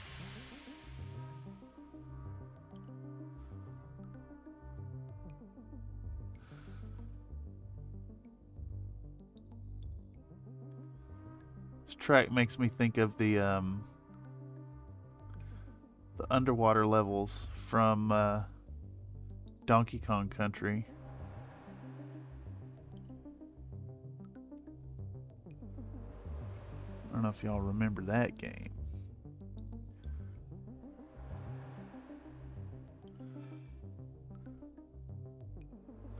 Kind of want to go back and play that game. Classic Super Nintendo. Yes.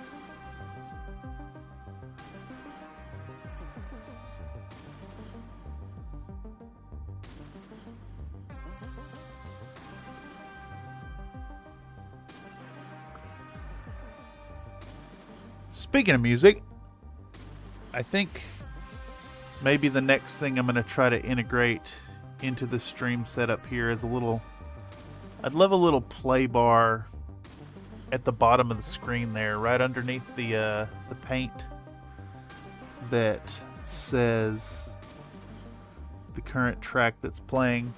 I tried to integrate it before, but I couldn't quite figure it out. There's an OBS plugin called Tuna, and I think it requires some kind of specific formatting to your tracks to the MP3 files to get it to work right.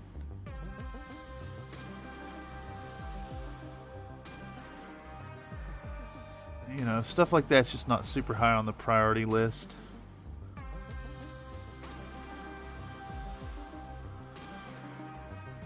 But I've been seeing some other content creators that put the music, like list the music in their videos and stuff. I think it'd be good to integrate that. Oh, I see many more votes. Many more votes for the color of the dragon. Unfortunately, the color has been chosen by executive decision. I think I may keep that in mind, though, and get an overall feel as to what color dragon people like, and use that to paint up this Highland Hill dragon. I think it's what it's called, a Highland Hill dragon. It's at the very back of the rack, so I can't really dig it out. It is a Highland Hill dragon. Yes, that is correct. It's a Reaper Legends Highland Hill dragon, and I am intent to do it at some point for one of our 10-minute minis. Whatever the whatever color wins on tonight's poll will be the color of that dragon, which looks like it's going to be a purple dragon. Who's a famous purple dragon? I can think of one.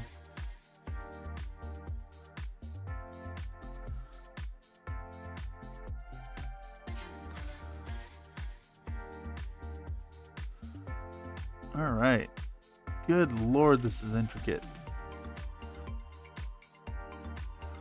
I think our sandals are coated though now. At least with the first layer. So let's hit the belt one more time now that we've got a more functioning brown. And we'll hit the staff and start some ink washing.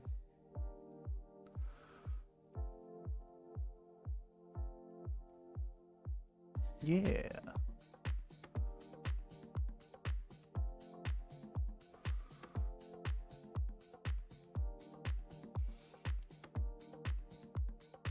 Okay.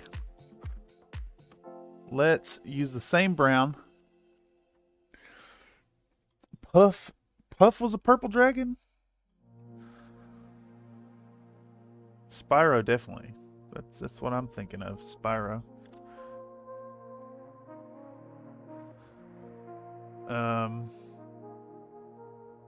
All right, so the staff is wood and not leather, so like logically should have a different brown base to it, but in the interest of simplifying and unifying our color scheme, we're just going to use the same brown base tone on it, which is a trick I advise using in your own paint-ups. I kind of touched on that in the Octavia video. Like, there are enough great browns out there.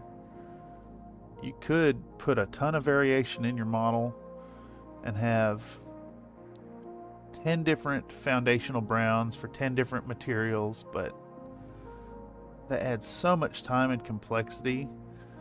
And I think it would get lost mostly on small details. Especially if it's a model for game use. Even if it's like a D&D character that you want to spend a ton of time on. Who's really going to notice that your pouches are made from a different leather than the belt, and then that the wood is a different brown altogether? Who's going to notice that?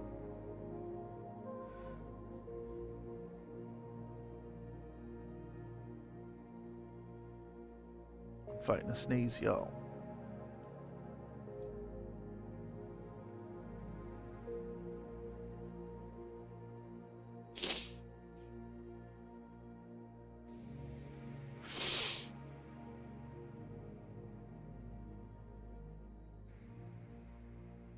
Okay. Let's get the wooden staff base coated.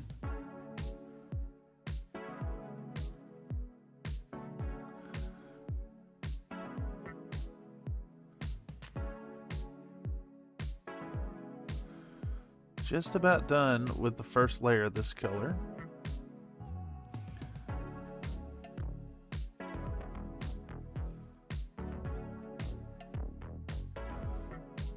All right.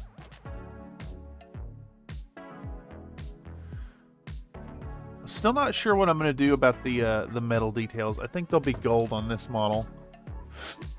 I've seen Puff as purple, but he's also depicted in red, green, and rainbow.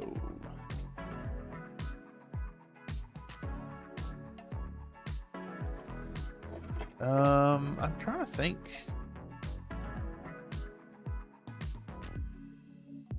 I'm conflating Puff and what was that cartoon? Pete and the Dragon or whatever. Kid had a magic dragon, or was friends with a magic dragon, something like that.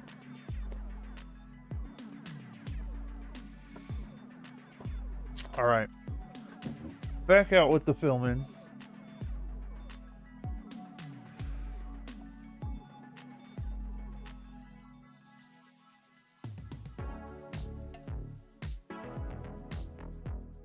I like this track. It's a good one. Vibing to it.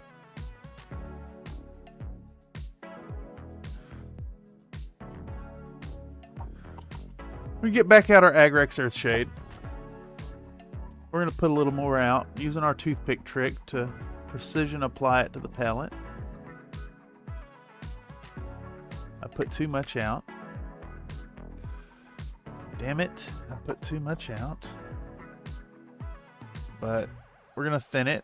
So I think 4 drops of water in that ought to do. Try to control it before it goes everywhere. And we're even going to wick up some of the extra before it goes everywhere. There we go.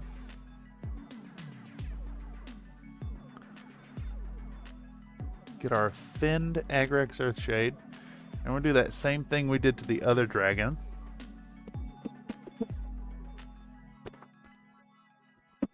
Hooey.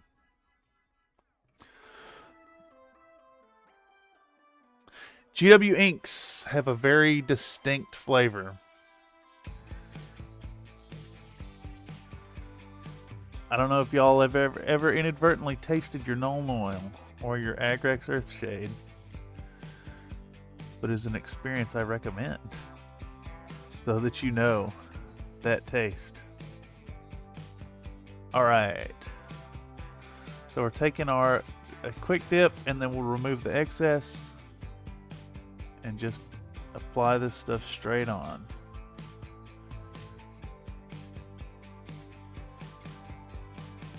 We do want to be somewhat cognizant of where we're lifting the brush, because wherever your brush was last at will cause a little pooling. But we're gonna put our thinned Agrax basically full strength on the wings.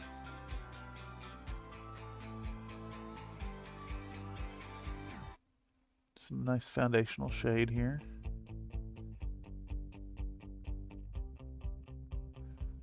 And then also pretty much full strength on the back of the wings as well. And I say pretty much because we're dipping and then wiping, but then just applying it everywhere. We do want to be cognizant of the edge. Keep the edge moving.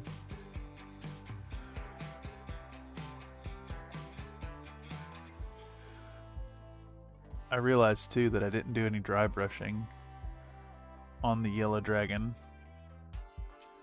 I think I'll have to compensate later on with some brush work. But we're still in the base colors right now, so no sweat there. And we're gonna take and try to get some of that Agrax in areas that would be shaded.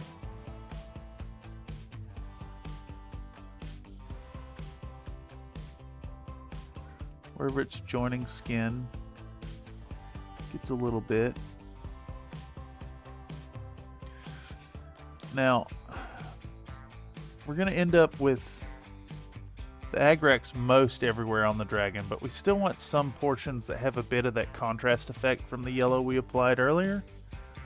So, I'll say we'll get like a, I don't know, 65-75% coverage of the model, of the dragon with the Agrax.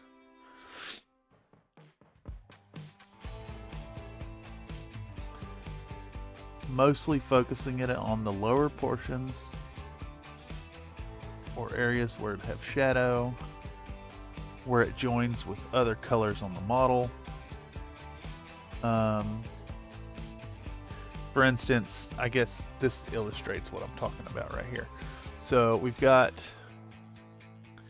this leg. It's only got 2 divisions of scales here. So like a line running there and a line running underneath it. The bottom half of the thigh has the Agrax on it to get the brown shading.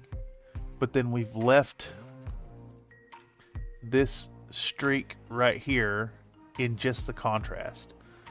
So though it's got the contrast color kind of establishing the shade in the recess there, it's not the Agrax Earth shade to give us a little more depth to the ink work.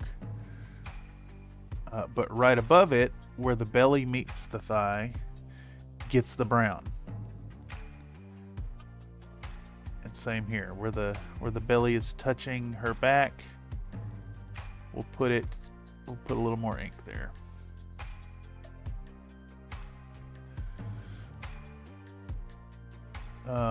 You know, it's funny, I often use this stuff in a really heavy-handed fashion and just put it everywhere. And then reestablish our base tones. Trying to avoid that extra layer of work on this model.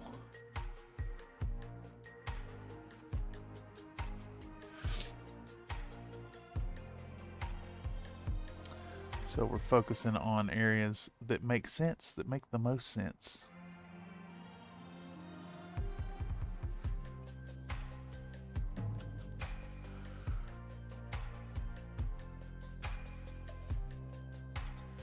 Alright, again, where it touches the skin, gets an ink wash. Areas where two portions of the dragon meet together, so under the neck. And we're going to actually run that ink up under the neck, just like the other one. And we're just going to wash the whole face. Maybe not the top of the head, but definitely the face. We really want to pick out those fine details there. And yeah, we'll just do the whole head, because the head will definitely get some highlighting later. Alright, there's a juncture where the wings and the neck connect. That's getting some ink.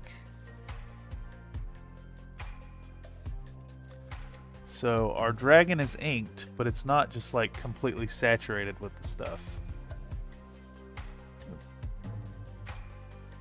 I need to get some, thread the needle here.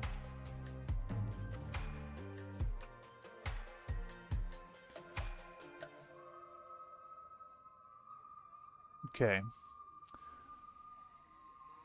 So now we need to buy a little time while the ink wash dries, because next I want to do an ink wash on the skin, and if I do it right now it's going to run into that Agrex. So let's buy a moment by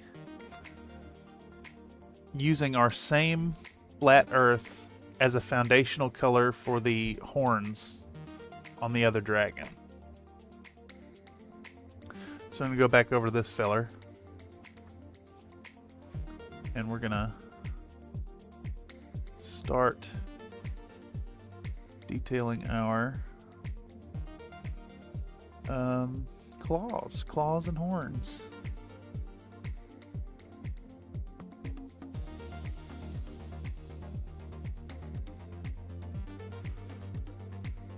Which is going to be, what, 3 on each hand. Oh, it's got like a thumb claw too.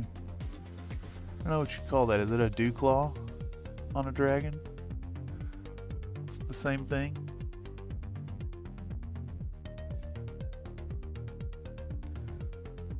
Just everywhere we're seeing that white still.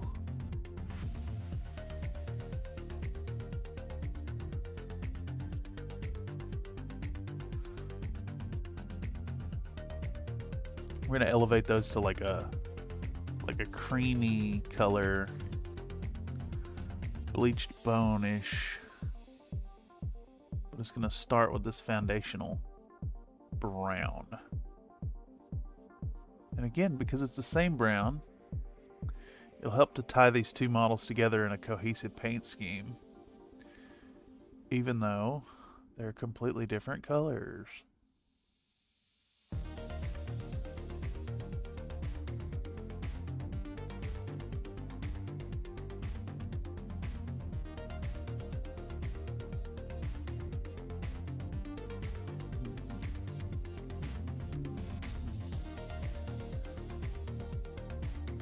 Work our way around. Try to be careful about the application. Build up solid opacity where we can.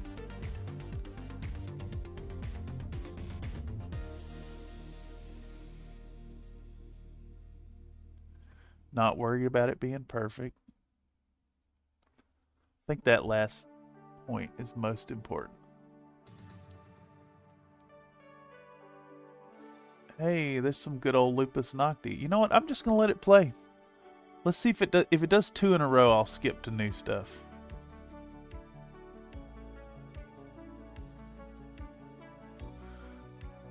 But yeah.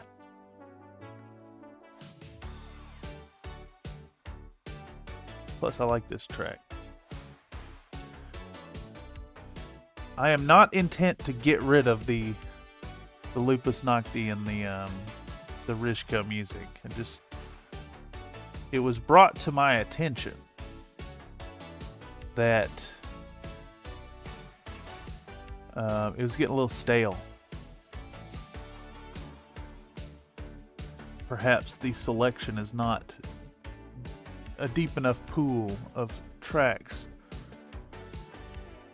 for a series of 3-hour streams.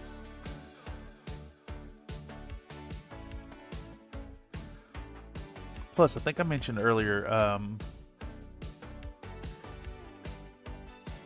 evidently, I had it set to replay the entire track, the entire playlist track, on scene transition.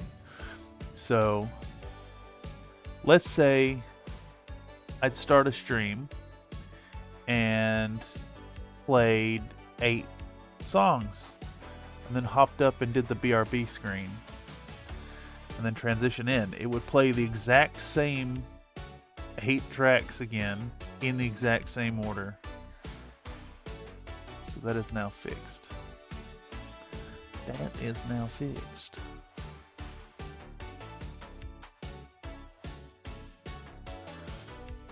And if any of y'all are finding this after the fact via the algorithm,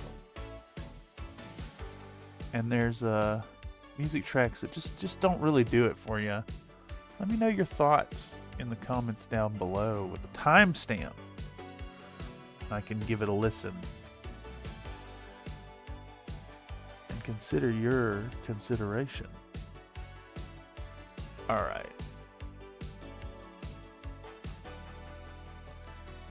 Brown.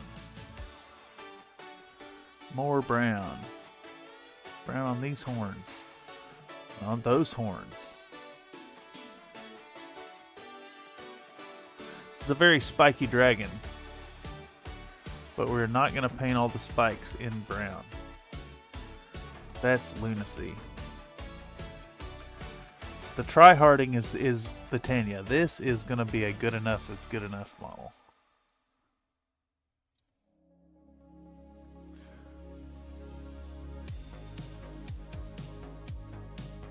This sounds new.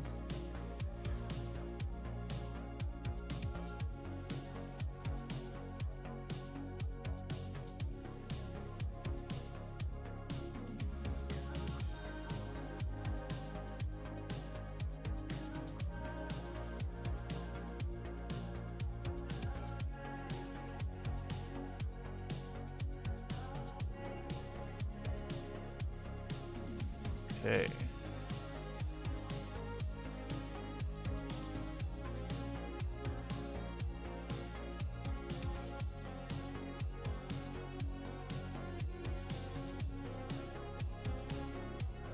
Going around. Round and round and round we go. These horns eventually get brown.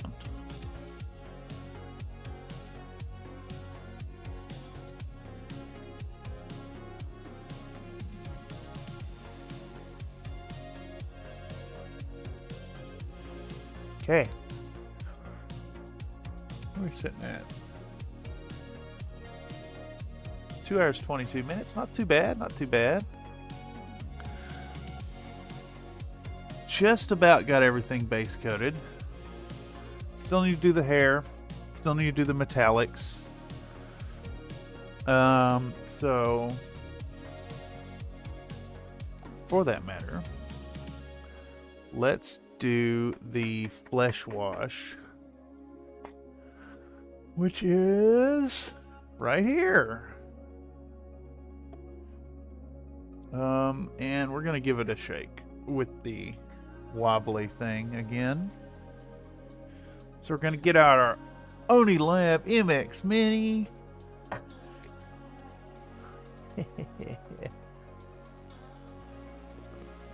This thing is so silly.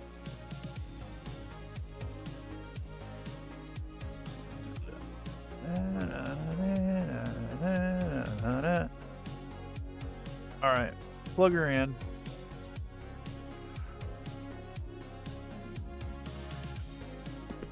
And then I'm gonna show the flesh wash to the camera. Show that it's flesh wash. Actually, I need to do that again. Show the flesh wash to the camera. Show that it's flesh wash, and then give it a shake.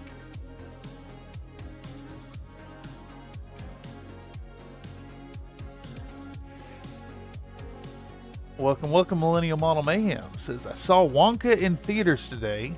It was awful. I was not aware of this thing's existence. You know, it actually shows how out of touch I am with films these days.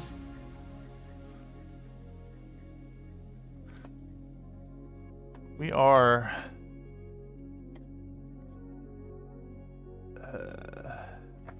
where am I at? Who am I? We are about to flesh wash our Dragon Summoner Lady. We have a foundational color of Vallejo Heavy Skin Tone. Alright, that is another... that's another classic music there. Let's skip that one. Let's try to get the new stuff going today. It's a prequel musical. Ugh. Musical? Yuck. You lost me. You lost me there.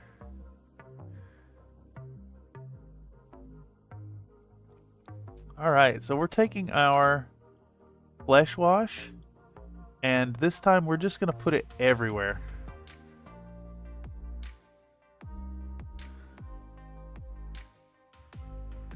Not worried about pooling. We're not worried about surface staining.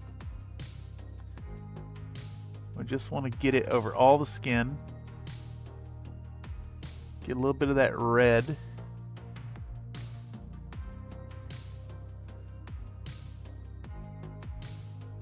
And actually, now that I've got it on these feet, I think we're going to end up losing most of that anyways from an Agrax wash here in a bit.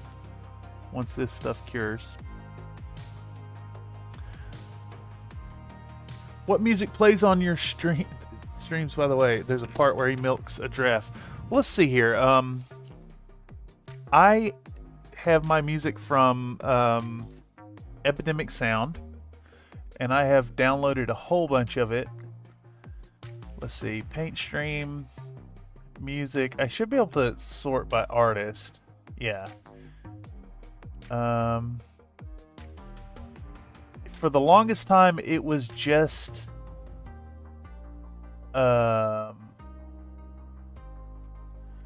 what's it? Lupus Nocti and Rizko.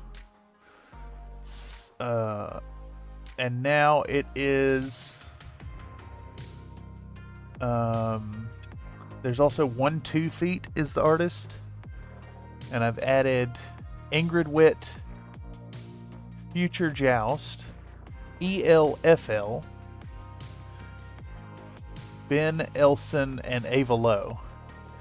Before it was only 43 tracks, so it was brought to my attention that it was getting a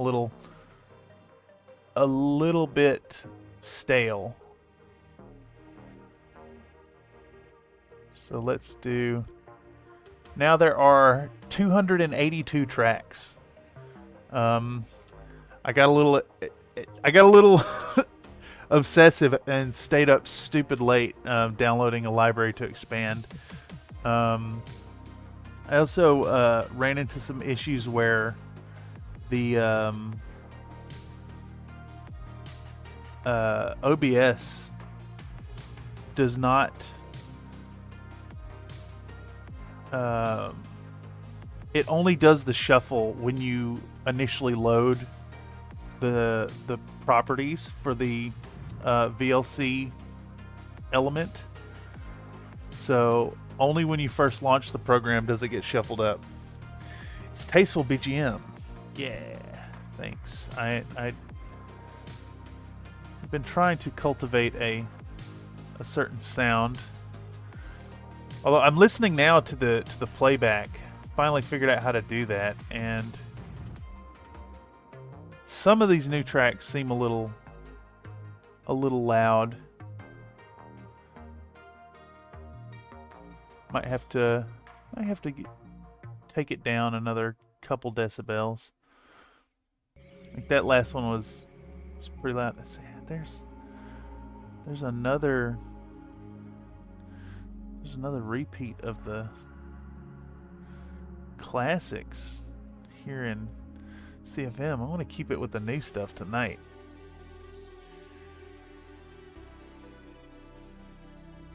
I did mention that I'm not going to be removing the Rishko and the Lupus Nocti and 1-2 feet. Just want to play the new stuff tonight.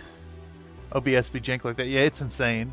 It's I was really struggling getting stream elements to integrate properly, and I had to download SE Live, which now it works.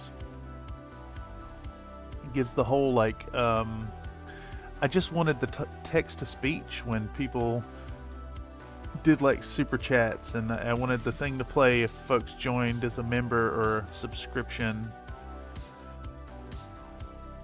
Had to jump through some hoops to get it to work, but it's working now.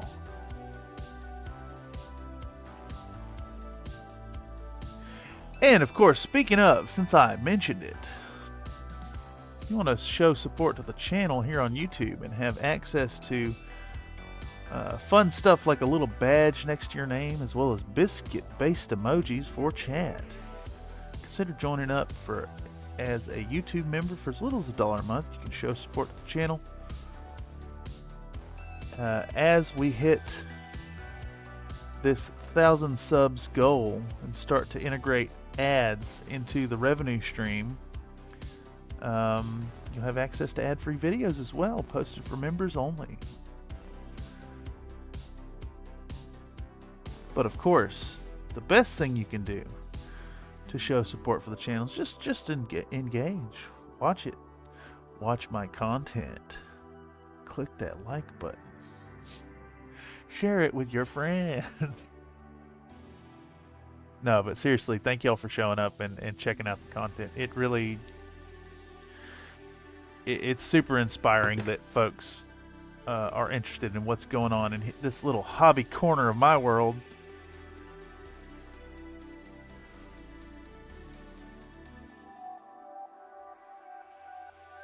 I am super appreciative. Y'all the best. Alright, so we got all over flesh wash on this lady. That flesh wash is great. It puts a little bit of red tone into it, brings a little life into the coats.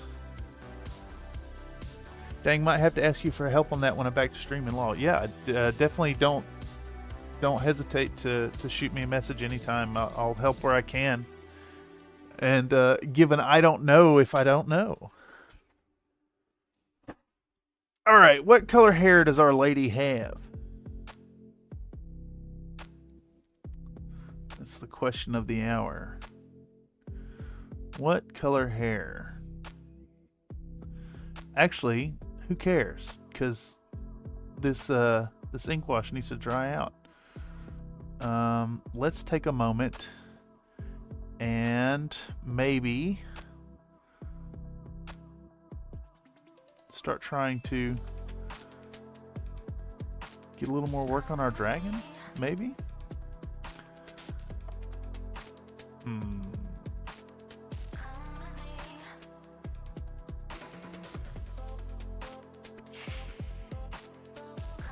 What's next? We'll do the horns on the yellow dragon while waiting on that to dry. I don't need to film that. Thanks for the good content. Yeah, thanks for showing up and showing support.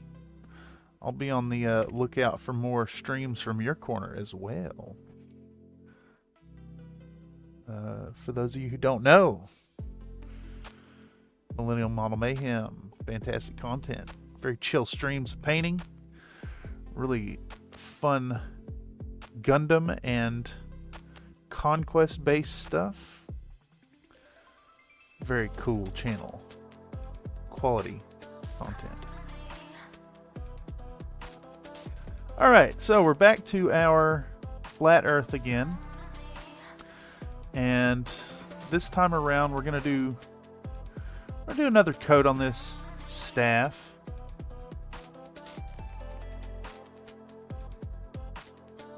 And then we're gonna pick out the horns on our yellow dragon while we're at it this time around. Just want to get some good coverage before we start putting in the brown tones. I think we can skip recoating the sandals for the most part. They're such a small detail that the subsequent layers will deal with any translucency issues we've been having.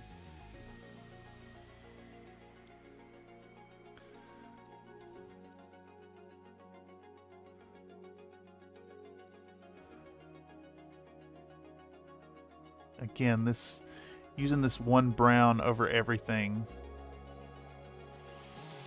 goes a long way in unifying stuff. Ah, this is stuff we know. We want the new stuff tonight.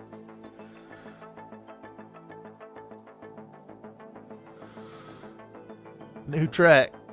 New track. Orange hair split the difference between her lizardy companions. Orange would look nice. Yeah, I think I'm there with you. And I have some fun oranges too up here. I got some stuff from the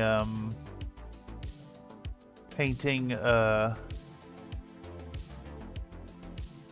kit was that?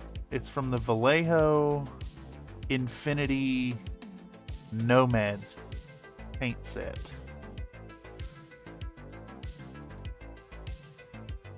Yeah. Get some oranges.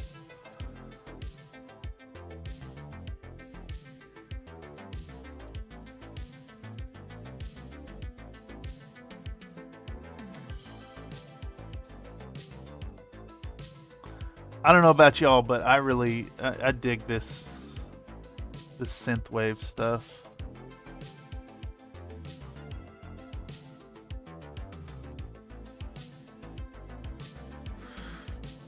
It's funny, I started this whole channel with the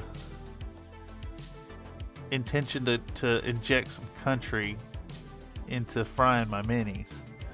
And honestly, the only vestiges of the countryness that's left is in the intro segment. That's about it. It's all about the synthwave, dude.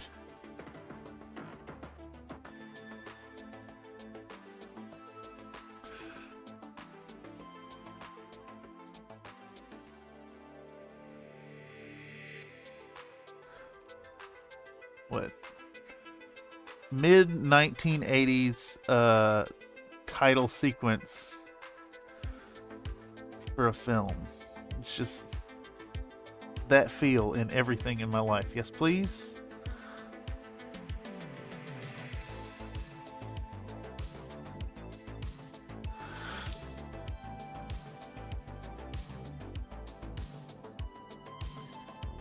Oh, it's all the more reason that I love Battletech. You know, they have a vision of the future that's founded in mid-80s thinking. And our current existence in the modern future is played to the soundtrack to 1983.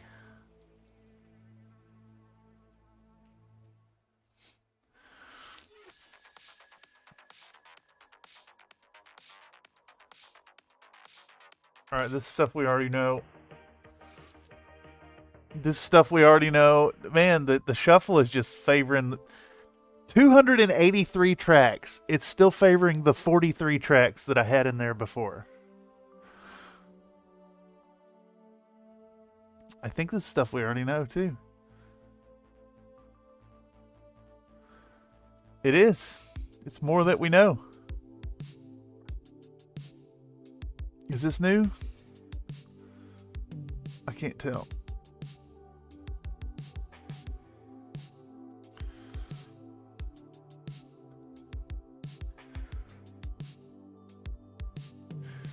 It's almost all I listen to. Yeah, exactly. Charles Fist, welcome. I think this is new.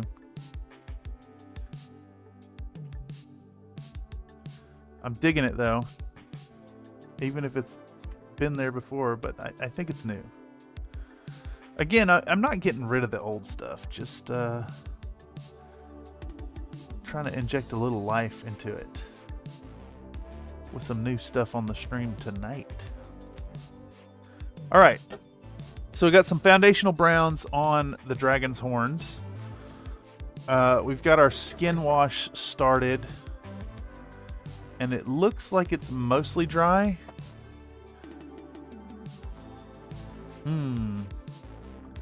Let's see. This orange is... You know what? It's workable. Let's put a drop of water in there and bring it back.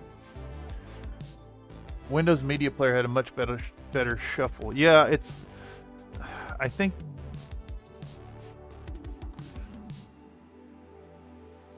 There's a way to do... There's a function built into Streamlabs that'll let you call a YouTube playlist. But I'm not sure if it shuffles it. Plus, I'd need to put together a playlist on YouTube. Just more work. Instead, I've built a folder that I just have the same folder for both streaming setups, so I can get the similar music going on. All right, so I'm gonna go with your idea, Nate, and just work with what was already on the palette. I've reconstituted our Wild Rider Red. Actually, I think that has a little bit of the Fire Dragon Bright mixed into it, so I'm going to get out a little more of our Wild Rider Red. But somehow GW's Wild Rider Red seems like the right color choice for this Dragon Summoner. I imagine her as a Wild Rider of Dragons. I gotta go now. Thanks for the stream. Good luck painting. Yeah, thanks for stopping by, Millennial Model Mayhem. Always cool to see your face in here. Make sure to check out his channel if you ain't already. Good stuff. Definitely one of my favorites. Alright. Nightbot claims that there's an insurance policy issued against alien abduction. Around 50,000 policies have been sold, mainly at the residents of U.S. and England. How do you insure against that? That doesn't make any sense. What damages do you incur?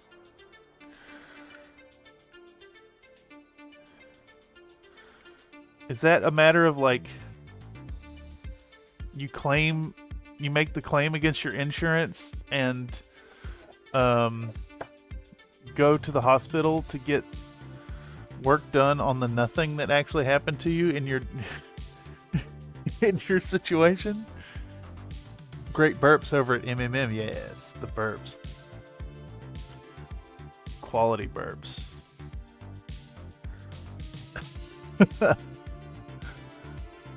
Alright, we're going to put down our Wild Rider Red. The Eldar color.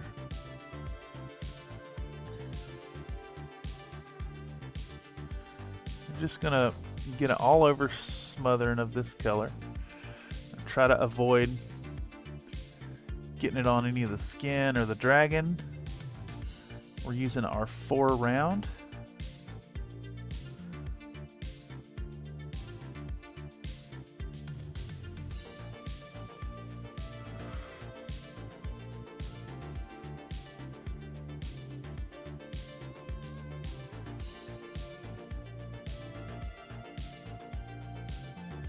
Stuff's actually got some really good coverage over white.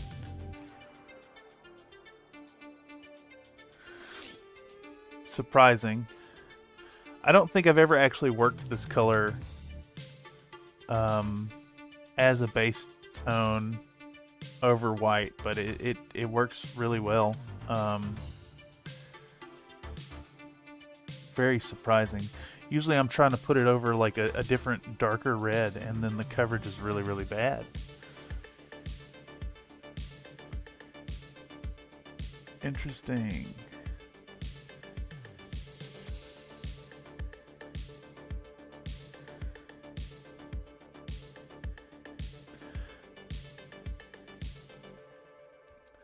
Funny, you know,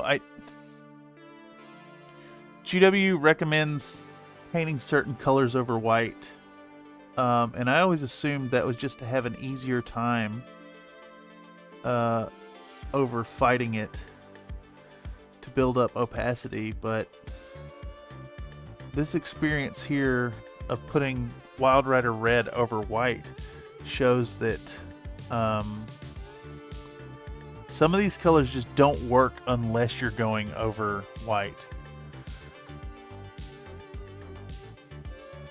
It's a night and day difference between trying to use this as a layer and nuts. Mind blowing. Having a moment here. Great spot there for some wet blending. Yeah. I think you're right. Although I may just low effort this with some dry brushing. Oh my god, yet another. What is this? The shuffle's just like completely ignoring all the new tracks.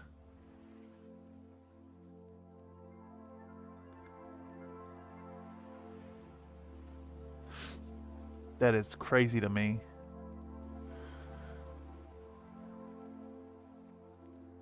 Want that new stuff. Get it novel tonight.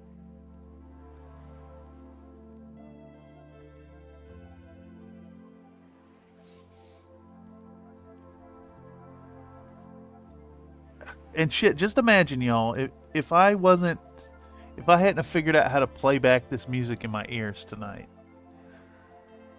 I'd have made the claim of all this new music and you'd just be listening to the same tired tracks with no difference. Once again, making it seem as if I was gaslighting y'all. First with the traffic, now with the music.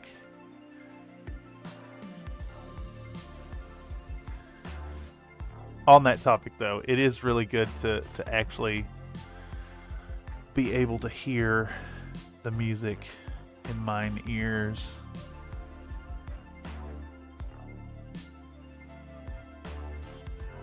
I mentioned earlier, all the painting streams up to this point have been me sitting in complete silence the whole time.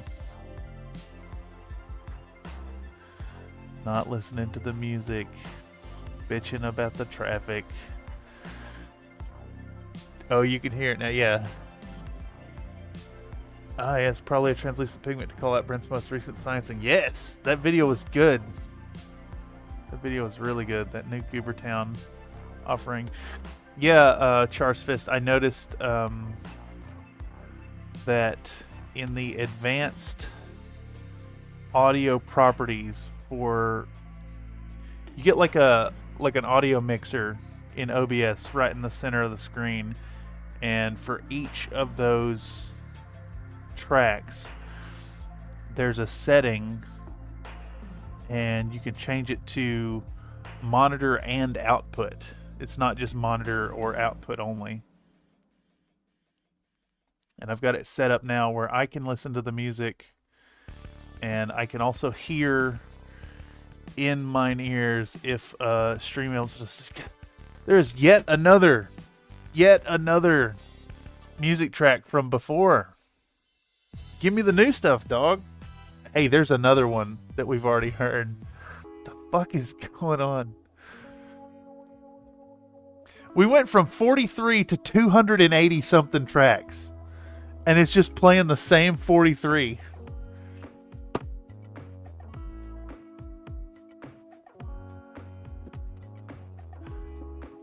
All right, so I think everything is base coated now.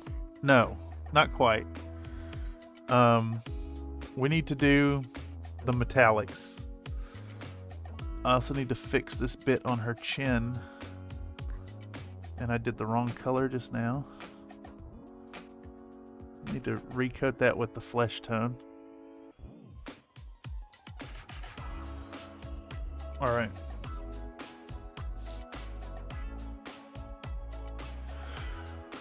Where are we sitting at? We're 2 hours and 49 minutes. I think this is just going to be a base coating stream, y'all. Yeah.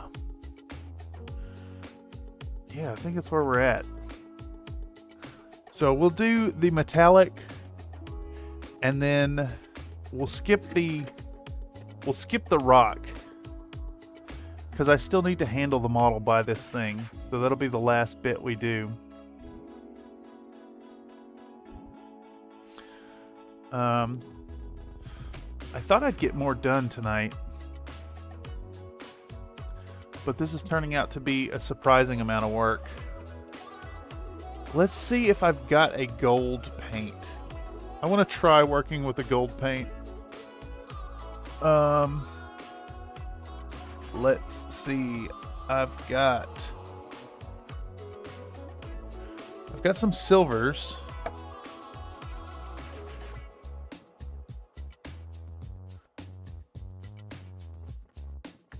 Could I get away with making a silver color? I mean, a gold color. I've got this ancient folk art color. Yeah, exactly. Charles Fist. I was going to say not enough new tracks to cue new ones, but from 40 to 200 something, you should have only new stuff playing. Yeah, it's insane. It's uncanny. Oh no. My gold is dead. It looks like I've had enough paint built up around the edge here in my folk art pure gold that the seal has been busted, and it is dead, which sucks. This is also one of those 20-year-old bottles of paint, so that one's going right in the trash. Do I got another gold? Do I have another gold? I do. Let's see. Metallic Inca Gold by Folk Art. Also, might be completely solid. No, check. Yeah, okay, look. It's well, how about that? That looks like usable paint in a 20-year-old bottle of craft paint. Do an ink wash over silver like FW Sepia or something. Oh, I wish I had some of that FW Sepia. So I was thinking of taking... Here, let me run you through my thought process. So I want some clean applying color like my... Where's she at? Donde? I have this awesome Army Painter gunmetal. And I was thinking I could put that out and put a single drop of Zealot Yellow speed paint into it and stain it up.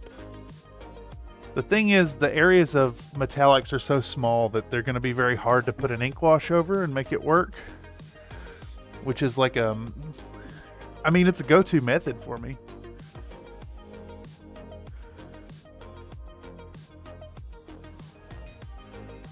Is this yet another track of music that we've already had on the stream? Insanity.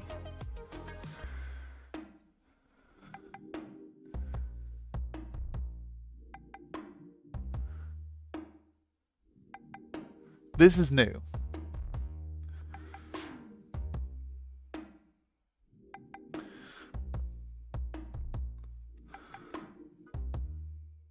It's nuts. This is the whole music situation tonight. Definitely within the realm of possibility, but not working. Show us your mech balls. What?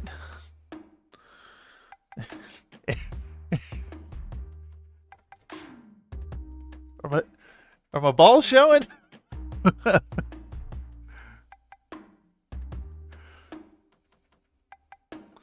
gonna do Army Painter War Paint Gunmetal. And we're getting out some Speed Paint 1.0 Zealot Yellow.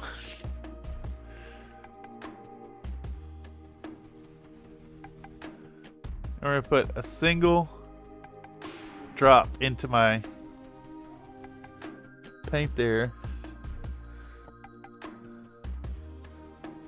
I got gold paint all over my arm now. Yuck. All right. And we're going to mix this up. I mean, it's all right.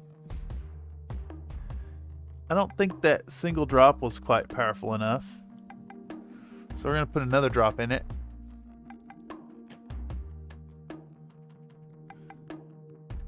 One more. Bink.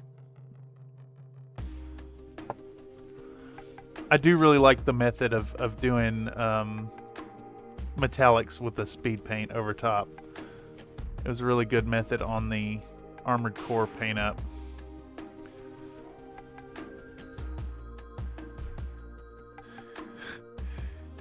Paint your Yoo-hoo gold?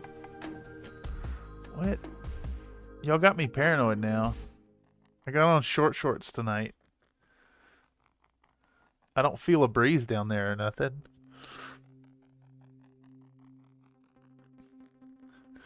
Another drop. One more blink. This isn't quite doing what I want it to. Not the same as brushing it over top of it.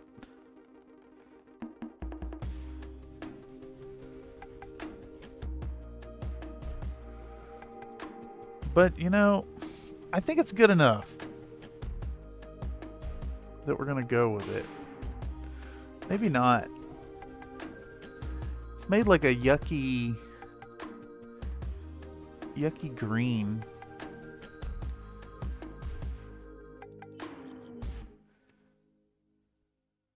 No, I don't think we're doing that.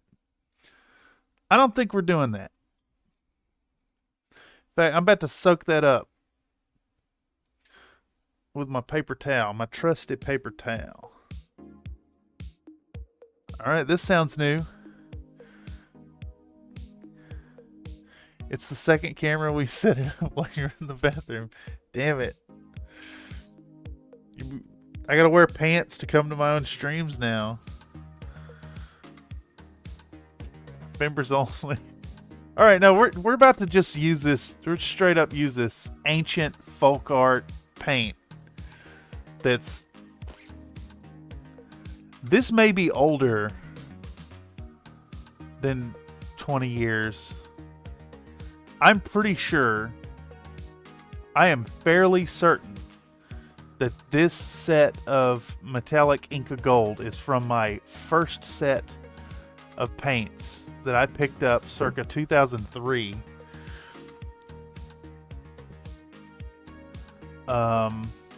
And it has gone largely unused because I only ever used it as a highlight color. And, you know, look at that. Just, what? It's mind-blowing. Mind-blowing.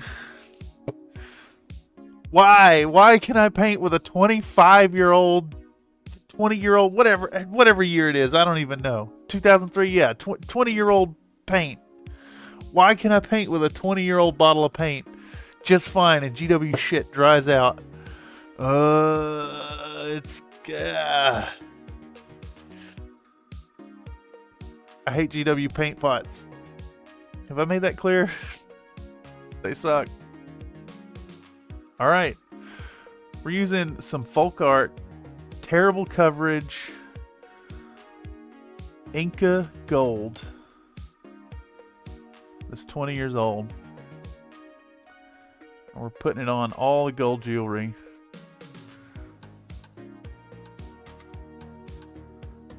This stuff will shade down beautifully too, with a little bit of brown wash later on.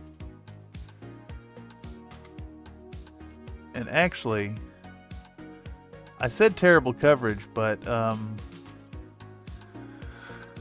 the coverage is already better than GW's Retributor armor.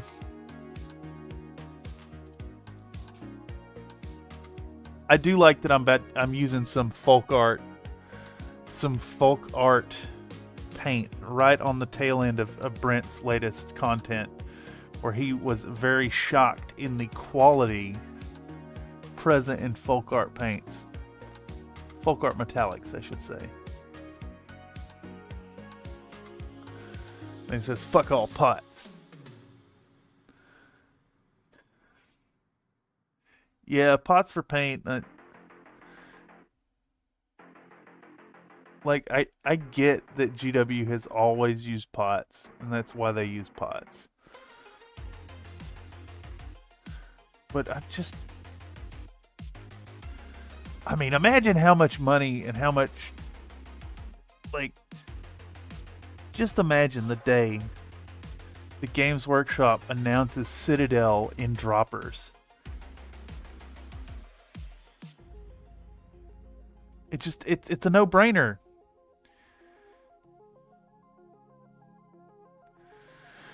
I know they have brand identity, but because GW wants repeat business, I've had paints for projects without checking to see if I have that one already. Yeah, exactly. Nathan says I use plastic bags, just fucking bags of paint all over there. Oh my god.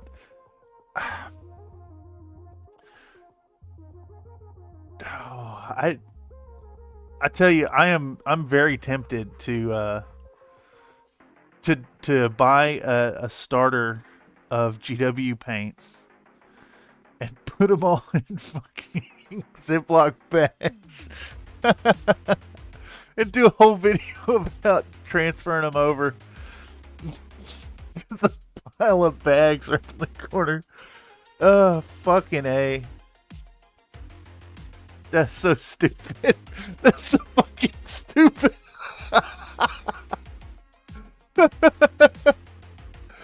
Oh, Jesus Christ. Oh, dying. Oh, I can't even think. Just bags of paint in my mind. Fucking A. Am I here to entertain y'all, or are you here to entertain me? Nightbot has made another claim that the scientific term for brain freeze is sphenopalatine ganglioneuralgia.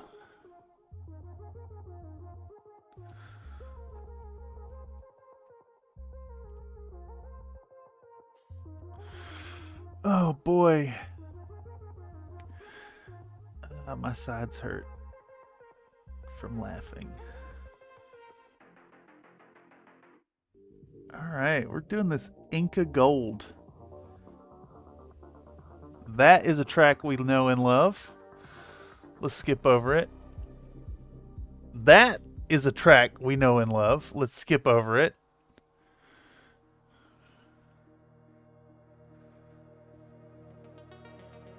That is a new edition. It's an old one from my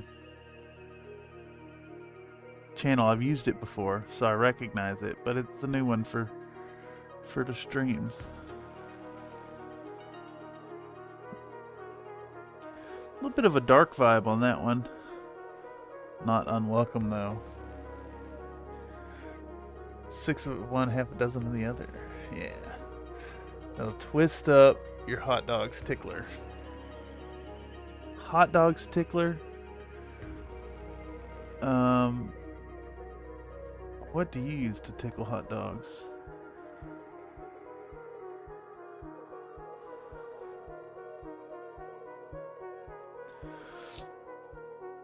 Pigeon feathers. Seems like the obvious choice for a city dweller.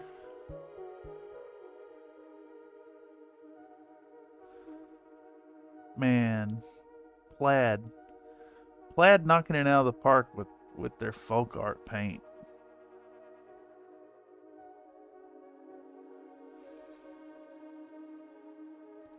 I think I may need to do a full model in craft paint,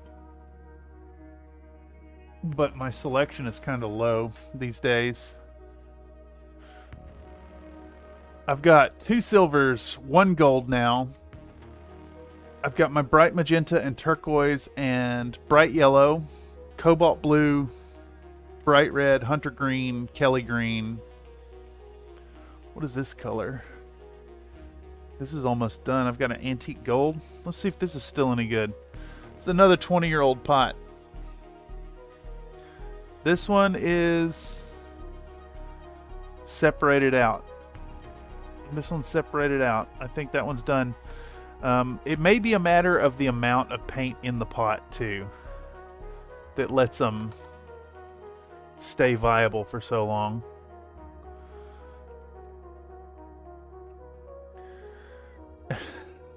Tickle hot dogs with chili. Oh, that's a good choice. Nathan says, what do you use to tickle hot dogs? It's definitely something she said. Yeah.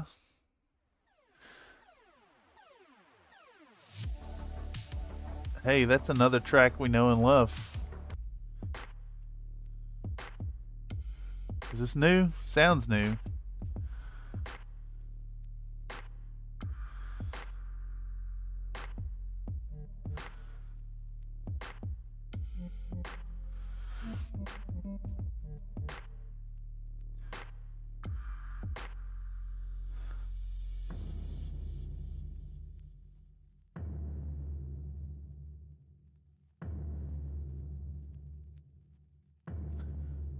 All right.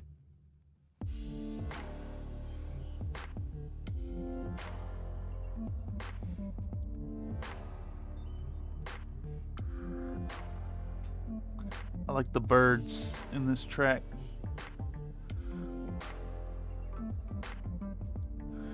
Creative music.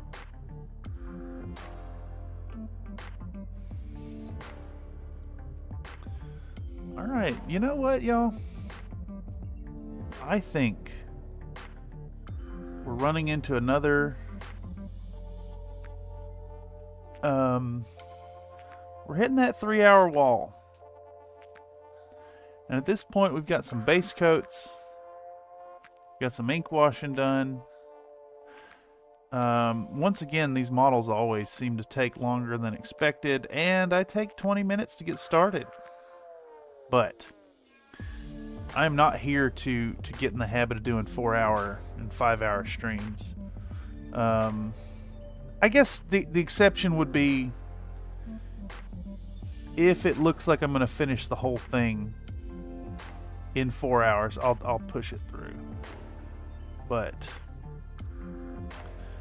let's not go too far into that territory. Let's keep it at 3 hours. I want folks to have a dependable show every Wednesday here on Country Fried Minis, where we work in the bullshit corner 2.0 to paint up a model, whatever we're working on for the week. If you pick up a commission from Fiverr, your model will be here.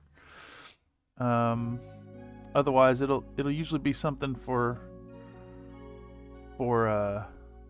content. How about that? That is yet another track we know and love.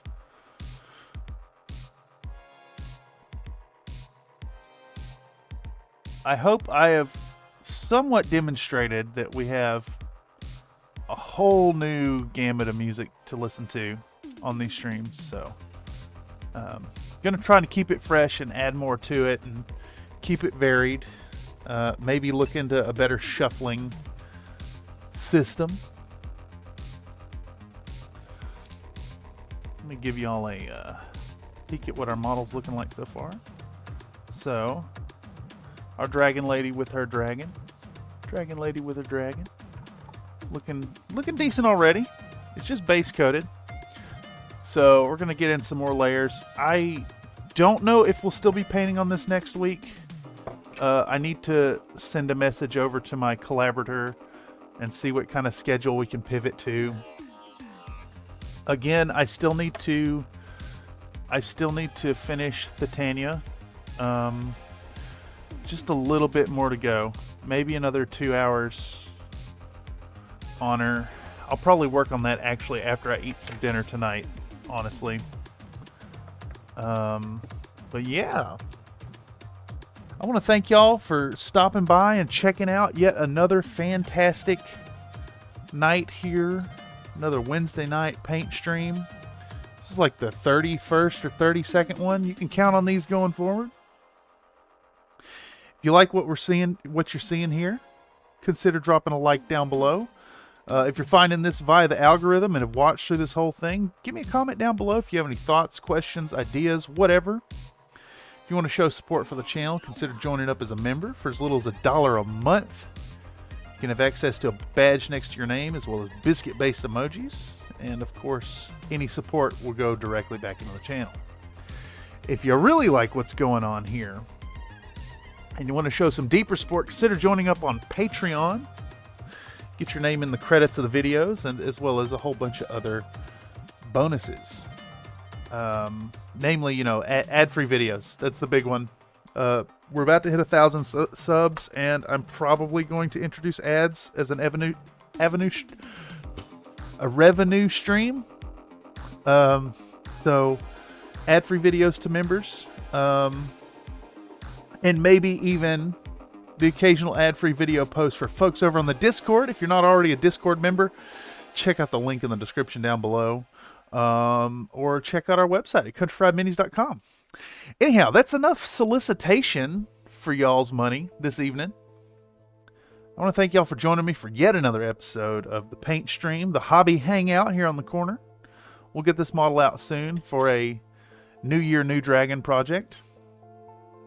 Titania the video is coming soon. And of course, as always, I have been Cameron on behalf of the Country Fried Minis YouTube channel here at the Bullshit Corner 2.0. I humbly want to thank y'all for joining me tonight. We had some really good turnout, and I'm having a blast with it. Y'all's participation here really warms my heart and ensures that I have a good time doing this thing, trying to make sure you have a good time. Anyhow, if you ain't seen the Octavia video yet, go check it out. And I'll catch y'all next time right here on Country Fried Minis. Take it easy, y'all, and see you later. I'm running all my words together tonight. See, it's time to shut it down. I'm going to get some dinner. Might hop in the Discord. Yeah. See you later. Bye-bye.